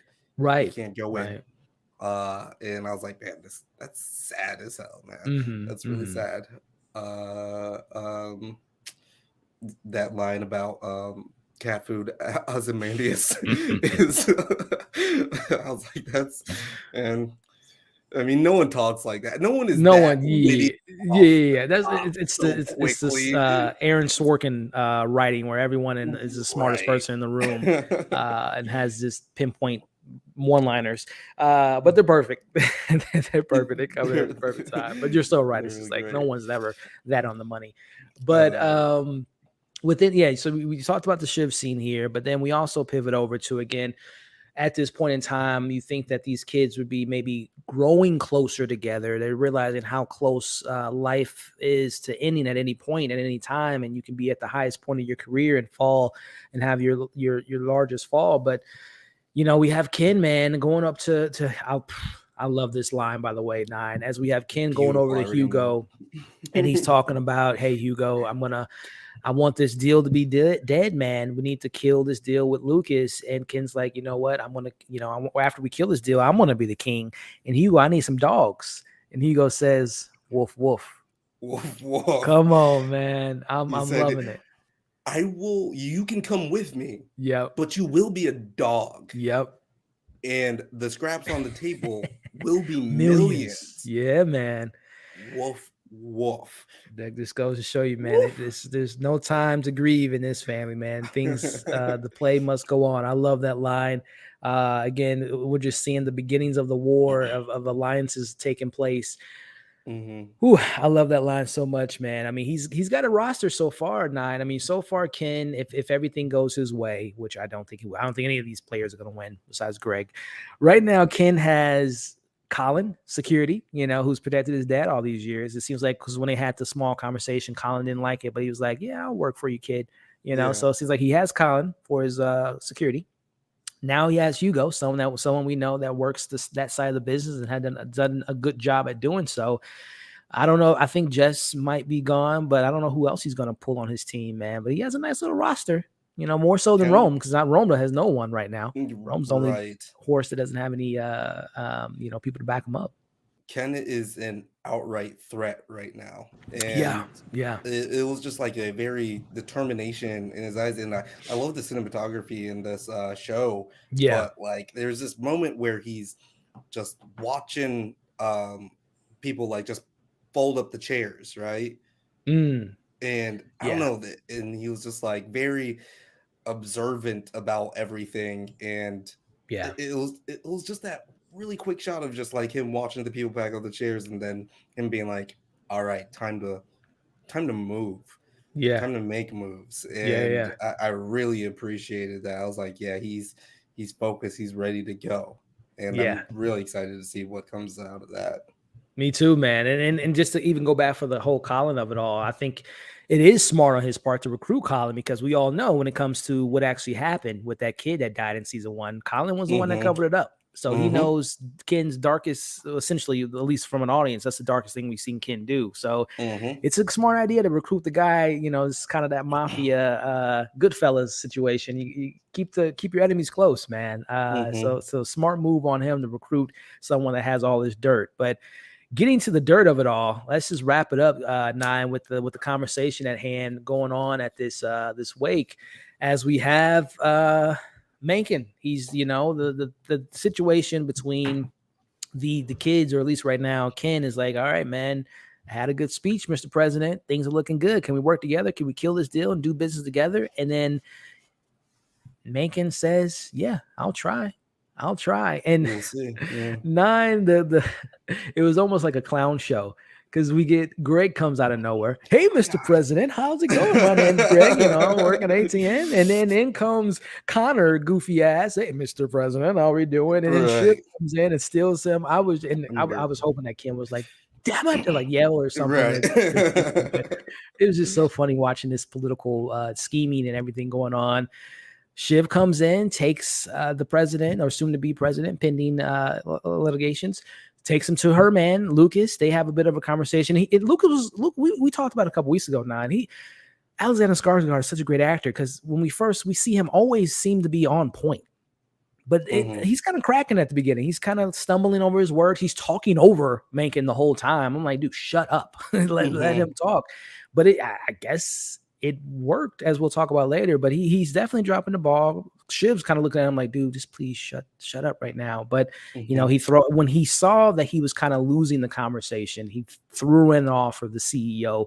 And I think that's where we talked about that the whole Roman dropping the ball was the one red flag, but then obviously that kind of thing went into his head.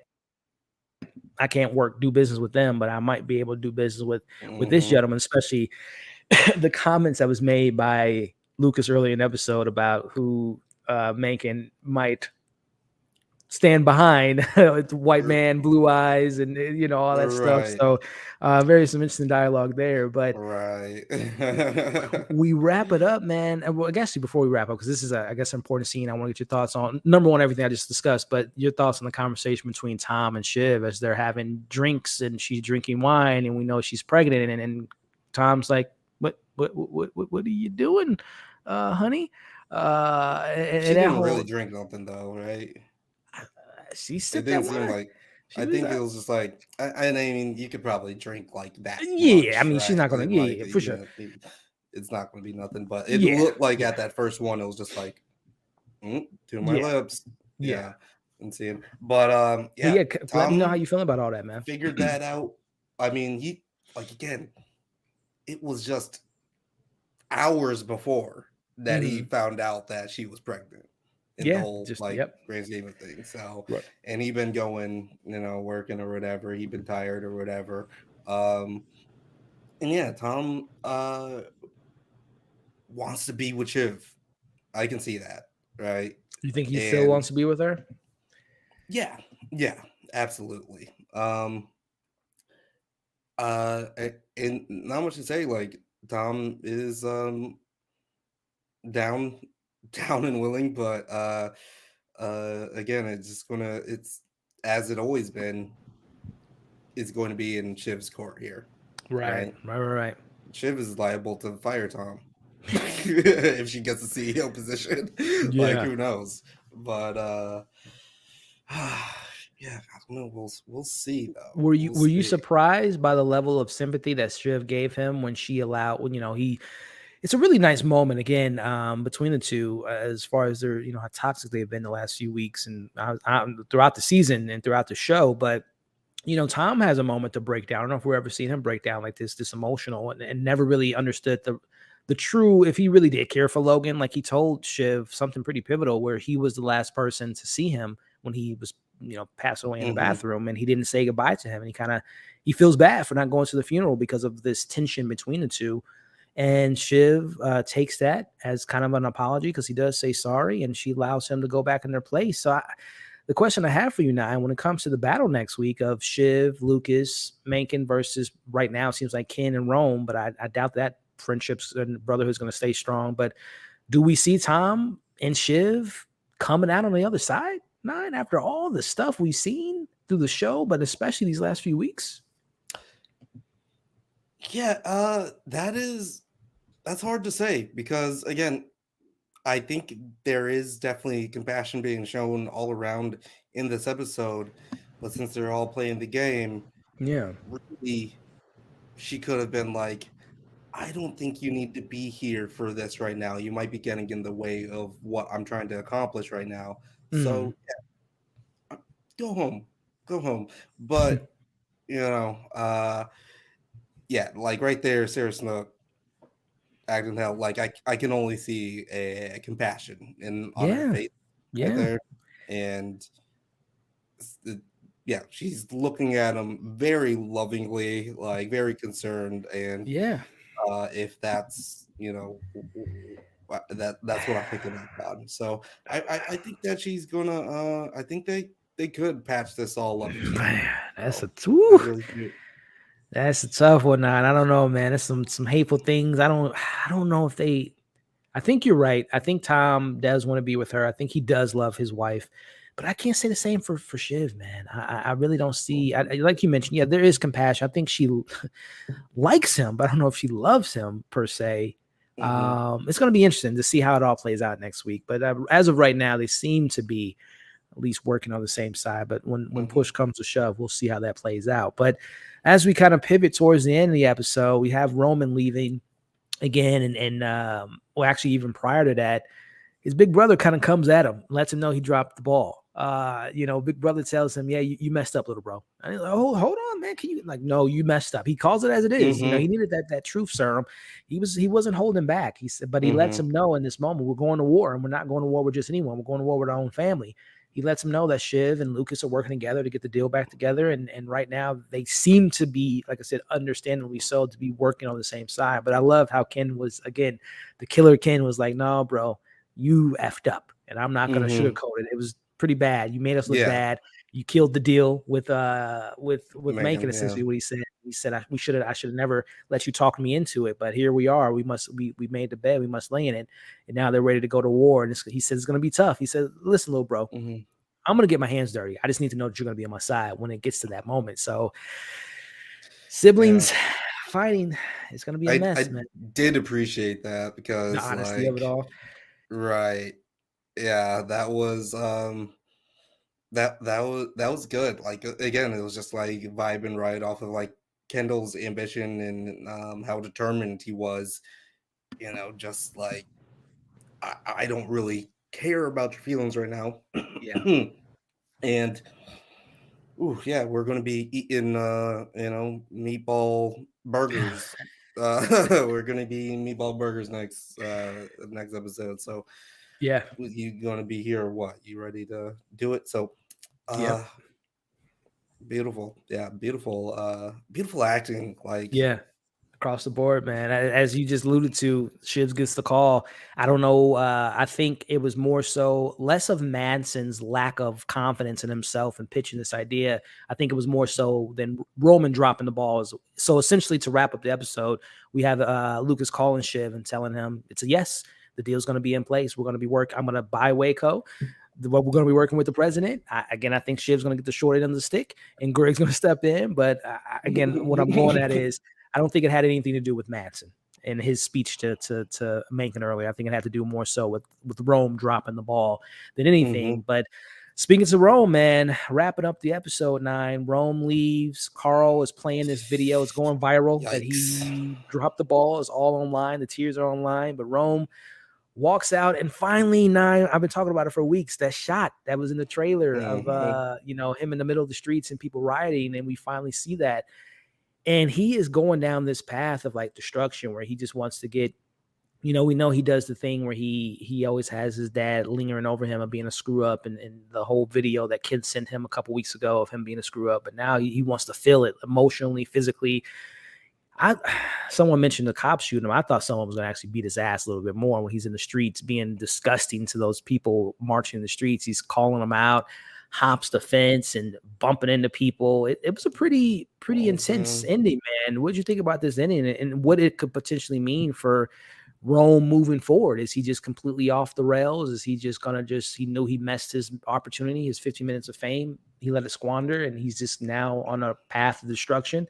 I mentioned it a couple of weeks ago, the whole taking prescription pills, and is he gonna go down that path of hmm taking his own life? Like, what do you think about this ending, man, and what it could mean for Rome? I mean, pretty crazy. And it was a pretty great allegory, or like, everything that's happening around Rome here is his mindset, right? This chaos. Like this chaos that's him, and it's all of his own making, right? Like this is Yes. happening literally because of Yep. him, right? Yep. And it's again like one of those episodes where like we're seeing him confronted with reality, right? And he's not able to handle all of that. Mm. Uh, and I thought that what was so interesting is because when he was knocked down, he was beat up a little bit after, like, just lashing out at these people. They tried to help him up, Yeah, and someone did then was trying he to be kind. lashed Yeah. out at them again, Yep. right? So Rome is not in a good place right now. Yeah. Very scary to see what is going to be happening Yeah. in the next episode, how he's going to be moving. But Yeah. I don't think it's going to be a thing where, like, we're going to get another funeral, right? Mm. uh but Roman, It's crazy because like Roman, when Logan was alive, was one of my favorite characters. Yeah, But yeah, then I was like, oh yeah, no, he's always been a piece of shit, not yeah, very good. yeah, And yeah. now I'm seeing it a lot clearer now, and it's a lot more on the forefront. And it's hard to feel bad for him. It's It really hard to really feel is, bad for him. Nine. Yeah, it really is, because as you perfectly said, this is all his making. Last week Shiv told him, "Oh, nothing's gonna happen," or he's saying nothing's gonna happen. We just created good television, and Shiv said, "Something's gonna happen, right?" And it is, man. He's the world. I mean, he doesn't care about the world clearly, as he said last week, but it's his world is crumbling right in front of him, man. Again, just from Mhm. literally 1 week, or not even 1 week, but the day before, in the chronological order of the show, he just had his horse in the race win. He controlled and manipulated the country essentially. He's about to tell his speech at his father's funeral, and then all came crashing down once he saw his dad in that box, because it really puts Mhm. things in perspective. You can be this, as Shiv said, this world father. But at the end of the Mhm. day, we're just people, and we're in a box. We're just in our bodies, Mhm. not to get too philosophical or anything, but these are the temporary bodies, and it's Mhm. limits to this. So it puts things in perspective, man. You're here one day and you're gone the next. And right now, man, it seems like the path he's going on is on the path of destruction, man. And again, yeah, alluding to that fact that he couldn't actually enter the mausoleum. Yeah, He can actually get to that place where he's seeing his own demise, or like seeing the demise of his father. That like yeah, this shit ain't forever, right? right, And right. oof, Yeah, man, it's a good stuff, Nine. uh, Before we wrap it up, man, I know you said you didn't get a chance to see the trailer, but from everything I'm hearing about this 9th episode, 10th episode, the finale, it will be targeted for an hour and 30 minutes. And I don't want to give too much away from the trailer, Nine, but it's going to be tense. There's a mm, lot of hallways, people walking really fast. mhm, you know, yeah. there's some tension going on. There was someone yelling in a trailer. I won't say who, but it seemed to be a yell of like anger. Okay. It's going down, Nine. So if you were to put your theory hat on before we wrap up the breakdown portion, then we'll spend a little bit more time with the live audience before we wrap it up for the night. Putting that hat on, Nine, who's coming up on top? Is any of the kids going to be the Succession? Are they going to all work together at some point? Are they going to kill the whole, not just the deal, but their relationship, and they're going to end up like Logan and Ewan? Like, what do you anticipate happening? Is there a death next week? Is it a happy? I know it's going to be happy, but talk to me, Nine. What's happening next week's 2-hour finale, essentially? I'm usually pretty good at like at least forming a hypothesis about the ending, but I have no idea. Like even with my tinfoil hat on, I all I can really say is that I don't think there's going to be a death, right? That's literally the only thing that I think I don't think that will happen. But whew, what could possibly happen? Well, I don't this on know. simple terms, do you think the deal's going to go through as far as Lucas Okay, buying will the Waystar? deal Do we go see that through? happening? Will the deal go through? Ye- yes, I think that the deal will go through. Mm. So they're Worst going to case lose their scenario company. They're going to lose their is legacy. that they kick everybody out. Mm. Mencken and Matson are the new people Running working Waystar. together, and no one is the successor, right? Right. Which is And sad because that's someone else gets it, yeah, like because completely out of of their ego. yeah, right. But yeah, Wow. And best case scenario yeah. is best case scenario Logan's ghost is sitting in the office chair, and business just goes on as It's all a usual. dream. It's Yeah. been a dream this whole time. This has been I they're have gonna no idea. pan the camera out and we're gonna see Greg sleeping after having a night with the Discussing Brothers, and it was all a dream. Right. This whole thing. Talk about the Yeah. Citizen Kane of it all. But yeah, man, I don't know what this is. Not a show where it's like, oh, it's gonna go this path. They go so many different ways that we just don't anticipate. But I think you're onto something. That I do not see the kids being the successor of their father's legacy, because they're not serious people, and their incompetence and their inability to put the emotions aside and get business done is going to bite them in the ass. So I think we're going to see all of them turn on each other, and while they're turning on each other, the deal's going to happen, and Waystar is going to be owned by Lucas, and maybe Tom and Greg are going to turn on the kids and stay with Lucas and run business with Lucas. And it's not going to be a happy ending for any of the family, of the Roy family. So could be wrong. Boys versus Shiv the Shiv. I love how he calls her just Shiv the Shiv. Yeah, because like Shiv's name is already hardcore. So yeah, perfect name. But yeah, it's going to be a snarky, emotional, funny episode. Like I already know that's going to be. They're gonna go. Yeah. It's going to be some bars. It's going to be some moments. There's going to be some lines in that. I'm sad to see it end, but I'm also very obviously excited to see how it's going to play out. But an hour, man, I don't know the last time I've seen an hour and a half like finale of anything. Right. Not of anything, but like in recent memory. It's been a minute, man. I don't even remember how long Game of Thrones was, or Breaking Bad, or Sopranos, but that's a meaty episode, man, that we're going to be getting. And it's I think it's going to be like a lot of the drama, the electricity throughout the scenes, things moving quickly will be like the first hour. And I think the last 30 minutes will be like the come down of like whatever the results are. If they win the company, lose the company, we talked about last week, we might get a time jump of 5-10 years or whatever. And the company's not even called Waystar anymore. And like the whole legacy that Logan's created is just like a thing in the past. So Tom and Shiv in the trailer park. Yeah, Tom with their kid.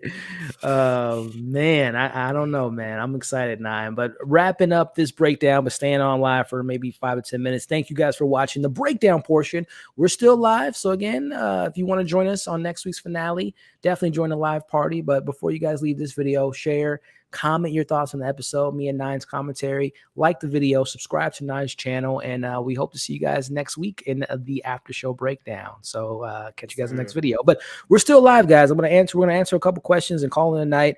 Nine, that the poll results are in from my question earlier, over 118 votes.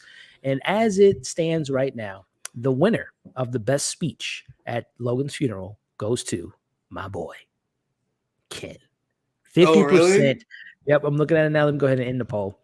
50% voted for Ken, and 44 was to Logan, or to Ewan. So Ken with the W. Ken with the W. Okay. All right. So I did vote for Ewan. Oh, gotcha. Yeah. Gotcha. And just because it just added that layer of like, okay, this is substantial, right? Yeah. Like it's like, okay, this is a lot. This is the most we've learned about Logan in a long time. And it felt really nice in with Ewan's delivery and how his prose, and going back to like just that, like, you know, I can't remember when, but somewhere along the way he stopped trying. I was like, yeah, that's an important aspect about like whatever, you know, everyone's political ideology is always being thrown around, whether you're a neoliberal or an anarcho-capitalist Parmigiano, as Chip would say. But there was just something like, okay, yeah, it just humanized Logan a lot more than the other speeches did. Yeah, for me. Yeah, that's why I picked Ewan. Nah, it was a great speech, bro. Kendall did go off though. He went in, man. He went in. And this is a democracy, so I concede to Kendall. Well, hey, but the conheads are coming. The conheads are coming. Look, man, I got another poll in the chat, Nine, for all the live viewers, and we still got 270 people strong. Nine, it's almost 2 hours. It's 11:30 on the Central Time where I'm at, so I can only imagine there's people at 2 o'clock in the morning or hell the next day that are watching us, man. So I appreciate y'all joining us. So if you're having a good time, make sure to vote. Which the new poll I have in the chat, which is, will the kids keep the company? It's a simple answer. I put they're going to lose it or they're going to win it next week. So Okay. let us know who you all think or which way it's Split going to on go. this And one. by obviously losing it, that means it's going to Lucas, and obviously winning it means it goes to Kin, potentially with Rome on his side and Shiv being left out of the home. So let us know who you all think will end up winning the company next week in the poll there. And yes, Bob, I agree with you, Bob. Hit the like button, y'all, if you haven't already. I would appreciate it. But let me see, Nine, if there's any questions before we wrap it up, man, and see the results of the poll. See if anyone had any. They will win it. Okay. Can someone answer me? Okay, let's see here. We got a question from Love Sexy 71. Can someone answer this? Why was Greg riding a bike to the funeral? Traffic. I just took it to traffic because there was a riot and marching going on. So probably the Ubers and taxis were backed up, as we saw when they were driving to the funeral. It was traffic bumper to bumper. So I just assumed it was I always feel like they make it hard for Greg. Like ever since the beginning, it's like this Greg obstacle. is not really thought of when they're thinking about like transportation, and he ends up Yeah. like the worst spots. Mm-hmm. So that's also the reason why he's been able to get to where he was, because he's been not like very pinned down to, oh, you're sitting with us, right? Mm-hmm. He's been able to flip flop and go everywhere because people just like put him in wherever plane can fit him, you know. Right. No, that's true. That's true. No, that's a good point. That's a good point. Um, Roman with the speed. Yeah, he definitely messed up he messed up his vibe. Let's see, we got some commentary on the finale next week. Frank and Carl confess to the kids that they manipulated Logan's will, and the true CEO is Tom and Greg. They stated they, oh man, that would be something crazy if we saw that. I respect Jesse Armstrong for ending the show on a high. Yeah, that's something that we talked about a couple weeks ago, man. As far as if this was any other network, they would have definitely bled this franchise or this series out to 6 to 7 seasons, and just it would have been repetitive, same thing of screwing each other over. It would have got old, and it would have tainted the franchise and tainted the legacy of the show. But yeah, and they say that too.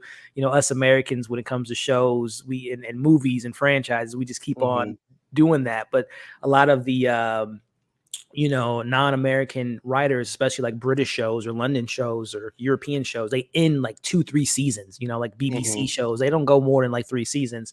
And Armstrong is British, so like they know when to end things on a high. Yeah, they're Unfortunately, not a lot of gonna shows don't Grey's have that Anatomy button. it. Yeah.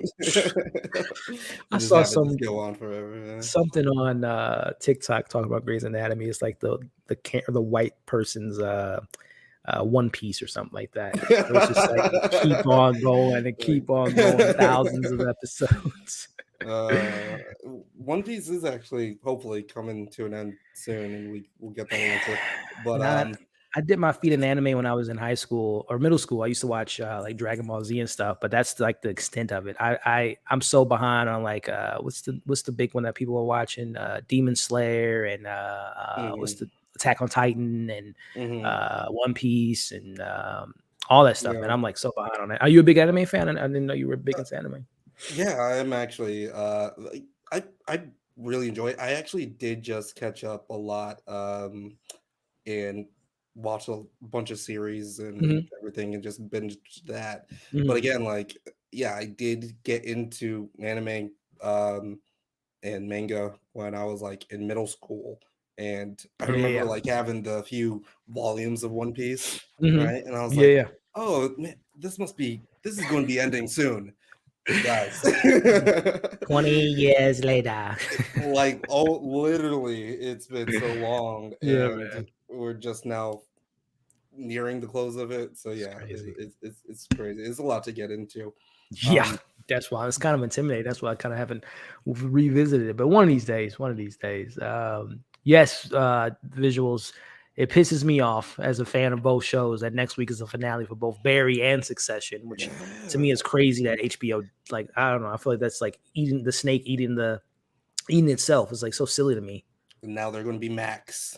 So it's like, okay, Let's see. what We are we got going to it. be watching on Max? You just ended. Yeah, that is the next Great week will ones. be on Max. My prediction is that Waystar Rico loses the Gojo deal and gets sold parts to different companies. None of the that's a good point. And also too, I totally forgot to mention in the breakdown the whole Pierce acquisition. Like that plot to me just kind of is. I don't know. I don't want to say forgotten about because obviously they didn't have the liquid probably because they didn't sell the company. But like Pierce, what the hell? Where's that deal? Right. If it's dependent on like, this other deal going through, Yeah, then I yeah. guess that makes sense. But yeah, I thought we may get like a Naomi Pierce at I mean, she the might pop up funeral in the or 3 hour something finale like next that, week. But or yeah, one of the Pierces there. she wasn't at the. She wasn't even at the funeral. I don't think. I don't remember Yeah, seeing and her. we got Cindy or whatever, who was maybe he was at the wake, or was he at the funeral this episode? Cindy, who was in the old political candidate that was kind of going to war with ATN with Oh, Gil. Gil, Oh, was he right? there? I didn't even see him. Was he there? I think he might. I think I may have saw a shot of him there. I gotta go back. I know we saw Sandy. I know he was there. Mhm. And Sandy and Sandy Jr. But yeah, I didn't see Gil. I gotta rewatch that and see if he's in the crowd somewhere. Work music. Who would you want to be? That's a great question. I Mm. mean, spoiler alert, Ken. But to spice it up, I mean, I really don't see Rome. I don't see Shiv. I damn sure don't see Kansa. I mean, by default. It's got And to be also, Ken, right? Like yeah, I think so. it makes the most sense, and Yeah. it would be If kind you're still here, Gork Music, let us know who you want. But yeah, I think Ken of. would be the best suited candidate for that role. Tony Movie Chappie, what's up, man? Elliot, one anime movie you need to watch is Belle. I've heard good things about that. Nine, did you hear about Belle? It came out last year. Oh no, I have not heard about that. Yeah, I heard it was excellent. Uh, But yeah, Tony, I have so much catching up to do on the anime front. But sorry, I said last year. It's 2001, but I think it came to the US last year. But Nine, man, before we wrap it up, movies, man, did you get a chance to check out Guardians or Fast X Infinity War? Any new stuff in the horizon, man, that you got a chance to Yeah, check out? I actually did watch some great stuff. So I did watch Guardians of the Galaxy. Thoughts? Fantastic, loved Yeah, it. man. Shout out to Rocket. People really need to. That one was like, okay, yeah, I'm back in. I'm back Yeah, in with MCU. yeah. Today, And then I watched Ant-Man and the Quantumania. Quantumania. I was like, Thoughts? man, this is L, bad. right? It Yeah, was an man. L, bro. Like, Yeah, I was so disappointed. And yeah. then apparently the guy who wrote Quantumania is no longer going to be doing the King Dynasty, yeah. King Jeff Dynasty Lovelace, stuff. yeah. That's the rumor And that after they seeing cut that, I was ties. like, good. You understand Well, why? I don't want to be a hater, but like, yeah, Yeah, I don't think he's got the bandwidth for all of the characters that Avengers yeah. movie. That's a tough task to ask one person to handle all that, and they couldn't even handle a little Ant-Man movie. But now the best movie Here we go. I've seen this week and then all year, and I think Okay, it's going to be okay. nominated for a couple of Oscars. Let's hear it. And then right after watching it, I then searched up the review, and you already watched it, What was that? and that is It's killing me, 1001. bro. Bro, Come on, man. a Come on, thousand man. and one Tiana Tiana Taylor. Taylor did her thing, and I can't think of the actors' names off top. The three versions of the little boy becoming a Mhm, teenager, fire, bro, mhm. And fire. I won't be spoiling it. Yeah. Oh, that reveal. No spoiler or whatever, but Yeah. uh that ending, That that reveal. third act, I I did was not see like, that coming. My I jaw was was on the like, ground, bro. That movie was emotional as I was tore up, man. That movie bro, got to me, bro. I That was movie got to me, on man. one. I was on one. Fantastic movie, bro. I'm so glad you saw that, man. So good. I think, yeah, Tiana Taylor should be nominated for that. Yeah. And whew, Yeah, Yeah, man. That and is the tearjerker, man. I love that film. By the mhm. way, if, we're talking about 1001 guys, the new AV Rockwell film that came out late March with Tiana Taylor. It's a film about mother and son on this path of just kind of figuring out who one another is, because Tiana Taylor wasn't the best mom to him. He was in the foster care system. She breaks him out, and it's a story, man. Man, that's a great. I'm glad you saw that, Nine. That's one of my tops of the year so far, Yeah, man. top of the year. That's what's Yeah, up, bro. listen, guys. There was moments I was watching it, Mhm. had to pause it, get up, walk a little bit. I was like, okay. Had to get the tissues I was out. like, hold on a second here. Yeah, What? man. And That's a especially at the end. man, Yeah, there's I these did not moments see that at the coming. end where you're just like, And hold I'm a on. score head now. And that score is so fantastic, dude. That Hmm. 90s Oh, East Coast New York the vibe. whole vibe, everything in there. Yeah, that film's Yeah. fire, man. Glad you liked it, man. Everything in there. I'm glad you liked it. Yeah. We got another super chat from Lewis Cooks. Shout out and also to, I don't know, Tony, if I said thank you for super chat as well as music. Thank you for the love, guys. Lewis Clark said, which character are you going to miss the most when the show ends next week? All of them. I hate to be generic or bland, but I'm gonna miss all these characters. As despicable as they are, they're just so well written and just characters that we've been following. I can't wait to revisit this from the beginning again, just seeing where they started to where they are. I'm gonna miss them all. But if I were to pick one character out of all of them, Greg. Shout out to Greg, man. He's the sleeping giant. What about you now? Who's the character you're just gonna be like, man, I miss moments with That's hard. this character? Because I do want to say like all of them too, but Yeah. it's hard to pick like a singular character because the show is just like so much based off of dynamics, Right. right? The Like it's ensemble, the more whole entire, yeah, they all uh, fit so well so together. I would say like a pairing that I would really miss is like with the old guard. I love when Jerry, Carl, and Frank are all just kind of like chopping the shit up The together, OGs, and they are the disciples. really funny together. Yeah. Last episode when Carl was just like, Connor was running for president. President? That shit just like cracked me up. Yeah, But yeah, man. Connor and Willa, I would love to just Connor see and Willa. more of their shenanigans, like Spinoff? yeah, or something like in a different country if he does get like his Oh my gosh. little ambassadorship and Oh, just World watch War like an III with his episode. nukes. It would be a Right. good look, man. Yeah. Yeah, just watch more of that, how Yeah. he handles that. Like an episode of just him uh talking to his delegates and Yeah. figuring that out would Oh be my goodness, hilarious. that's a good show. Actually, I would love to see that. But no, great question, Lewis, and let us know if you're still in chat. Which character are you going to miss the most? And everyone that's still watching us live, we're still 239 strong. And since I have you guys here, let me just go ahead and end this poll. The question I asked, and we'll call it a night. Well, why do I do that? Because I always here it is. Who will win? Who will lose? So 74%. Of the voters, 9 voted for they will lose the company. 74%. Wow, you guys are. I lost again. I vote that they will have control. Not a happy ending. But Not a I'm happy being ending. more like hopeful, or like they'll like Yeah. band together and then Succession. actually work together. Succession Slovenia. Yeah. How sad is it when Roman and Jerry don't end up? They don't need to be together.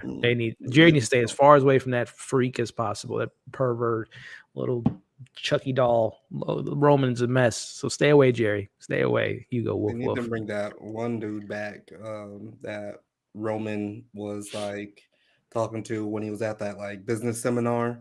Dude The is guy that from pops up in the most random stuff. He was in Shang-Chi too, that actor with the right, yeah. glasses. Yeah, he pops up and he has great comedic timing, man. Yeah, Yeah, he's gonna come bring back and take over the company. He's the CEO. He's the secret CEO of the Palpatine, working behind the scenes. That's funny, man. Yeah, that would be great. That would be great. Paul's gonna miss the old guard, Hugo. I will miss the ensemble, many dynamics. Yeah, I think that's what you were saying earlier, 9. My man Skylar say he's gonna miss the world. I guess we'll save some of this missing stuff for next week, which I'm still trying to figure out, Nine. How I want to handle next week's. I don't since I got you here and 240 some people.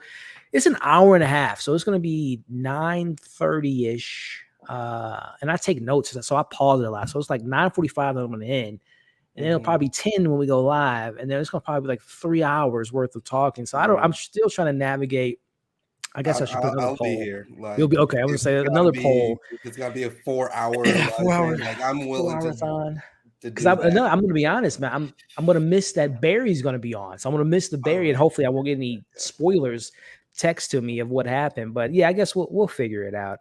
Because I was even thinking about maybe not postponing it, but like doing something even for like a Monday night for a discussion. But I might save Monday for Barry. But we'll see. We'll see. So you'll be free next week. We can definitely count on you joining me for a 3-hour discussion. Let me know. And I'll probably start watching Barry like right after it ends. Oh man, yeah, definitely. Not only Nine, everyone in the chat. If you guys aren't watching Barry, you're missing another fantastic show that is just coming up to a really good, hopefully satisfying conclusion. Tonight's episode was fire. But yeah, man. But final comments before we call it a night. We got some Tiana Taylor has proven herself to be a bona fide artist. Yeah, she's a triple threat singer, dancer. I remember the first time I saw her, Nine, and I don't know, you probably remember this. Sweet 16, I think was the name of the show. Did you ever watch that back in the day on MTV? Seriously, she was one of those. She was one of the little bratty. Well, she wasn't as bratty as some of those kids, but she had an episode with her dad, because her dad's a famous producer. He threw her a party and had Pharrell perform at the party, and there was a couple other celebrities that showed up. So yeah, man, that was I've been following her career since then, and obviously seeing her become a singer and a dancer and now an actress. So yeah, man, she's a multifaceted individual, man. And also too, but now since we're talking movies, I saw Little Mermaid 9 last week, and I can't talk about it till tomorrow, the embargo lifts, but let's just say I was pleasantly surprised in some elements. Some elements didn't work, but I think it's easily, and it's not saying much because the Disney live action experiment hasn't been the greatest. I think Cruella and Cinderella and Jungle Book have probably been some of the top tier, but this one's up there. This is a really solid one. Yeah, Cruella was fire, bro. But if you're nervous about anything, don't be nervous about the portrayal of Ariel played by Holly Bailey. 9, when I tell you, bro, sing. I don't even. It's another definition. I don't even know what you call what she was doing. It was transcending, soul bending. It's mesmerizing, man. That she is a star. She was born to play the Disney princess, man. Like she did her thing, man. So I'm excited for. That's the only other movie this year I had making $1 billion next to Mario was Little Mermaid. I don't think I think Indy not gonna do that well. I think The Flash is gonna make $1 billion. I'm a DC man, so I'm hoping that it does well and it can set the stage for controversies. I'm gonna have to set the controversies aside because separate them. Batman's back. Tony has one more super chat, and then we'll end it on this one, 9, for we can all get some rest and get ready for the week. Tony Movie says, "Are you guys into grindhouse movies?" What's considered like a complete like grindhouse movie? I mean, like kind of those B movies that are just kind of absurd and crazy, like Trauma type stuff. But I'm trying to think of the last, like, I mean, I'll watch them, but I don't like necessarily seek them out. I'm pulling up a list of like an example. So for example, Tarantino's done a couple, Death Proof and Planet Terror. Those are fine. What else they have? I think just like those obscure auteur machete type of films. They're fine. I don't really seek them out, but I've seen a few, like the ones I just mentioned. I've seen Machete 1 and 2. Suspiria is on this list. I don't consider Suspiria Groundhouse, but that's on there. Hobo Shotgun with the shotgun, Last House on the Left, Stranger in the House, Cannibal Holocaust, then Planet Terror. Ooh, I've heard about Cannibal. Oh, I saw that in school. Yeah, it's pretty disturbing. Yeah, I'm probably not gonna. It's all on a spectrum. Yeah, a lot of those. Well, a lot of those, yeah, that's kind of like a hard genre to like It's a really pin niche. Yeah, down, it's right? not something you put on to feel good. That's for sure. It's like one of Hmm. those grimy, take a shower after you watch it But type yeah, of experiences. but Machete, yeah, Machete is just a fun watch. So Yeah. if that's on there, so Mm-hmm. hmm. All right, y'all. Well, I think I'm just reading some final comments here. Thoughts on the Blade trilogy. Tony asks, Blade 1, classic, 2, fire, 3, trash. Are you a Blade fan? Oh yeah, 9. yeah. I really want to get some comics together, like some physical Yeah, comics yeah. to get put together. It looks like you Tony got got one one more more. Man, here. Tony showing some love, man. I appreciate you, Tony. Hmm. David Harbour, Hellboy, and Ghost Rider, Spirit of Vengeance are Grindhouse movies. Yeah, I guess so. I guess so. I guess Spirit you of can call those. Vengeance was, I think, better than the first one. Yeah, I would say Spirit of Vengeance is more They're entertaining than the both, first one, actually. yeah, I guess. Yeah, I would say they're both. I'm not the biggest fan of either one, but if I were to pick one, I guess I would do two. I mean, Nick Cage is having a blast, but yeah, those films. Which one? Eva Longoria was in the first one, right? As the police officer. Yes. Yeah, Hmm. yeah. Nick And Cage, but yeah, and David Harbour, Hellboy. That's the character that's been, man. And they talk about Fantastic Four. That franchise. Well, the Guillermo's Hellboy was, I like part 1 and 2. I wish he would have got his trilogy, but I did not like David Harbour's Hellboy at all. mm, It was pretty bad, but mm. appreciate you, Tony. Any final thoughts, Ryan, before we wrap up, man? What do you guys have lined up on your channel? I know Dave is been something you guys have been covering. We got a lot of other stuff coming up. I know you guys are still working on your Atlanta stuff, man. But why don't you let people know Yeah, where they can that's find you and the what you Atlanta got? stuff is all on me. I've actually been working on a video for Atlanta season 4, episode 9. Only 2 more videos to make out of the whole series. So Mhm. yeah, that's coming to an end. And then Dave's 2 more episodes of that left. Yeah. So we've been covering that every Thursday night. So if you guys love Dave, if you like the show, come around. We have a lot of fun talking about it. We have a very motley crew discussing the show, and yeah, just more videos dropping along. We have been thinking about like what else to add to that. We're not really like pinned down on anything quite yet, Mhm. but heading into June, July, there's definitely some goodies coming up. So Yeah, man. That's awesome. subscribe Hey, to the channel. You'll see what's I up there. I can speak from personal experience. Fantastic commentary from him and his crew. They have a lot of good banter, a lot of good conversations. I'm gonna dip my feet into the Dave waters. I've seen clips. I've seen you guys talk about it. I saw a clip from the most recent episode with Jack Harlow, Jack, who, by the way, White Man Can't Jump was not great, and I he wasn't wasn't even good gonna either. watch it. Yeah, he wasn't good in it. But the scene I saw online was the whole back and forth. You stank. That got a good laugh out of me. Yeah, that was And a even the lot of stuff fun. that Dave was saying to him prior to that was Mhm. funny. He stole stole his style or his rapping or whatever. Yeah, I'm gonna have to watch it one of these days, man. Is But Dave definitely still check out. White Atlanta, or Yeah, I did see it the find its own? comments. It's. I would even say it's more White Atlanta Yeah. now. And people hate me. Like one, my first video I made on YouTube was Dave versus Atlanta, and then I dropped Dave versus Atlanta Volume 2 Mhm. later, and that's actually when people started like watching my stuff. Mhm. Um, and people really hated that like I was comparing the shows, but this season, guys, it's Pretty apparent.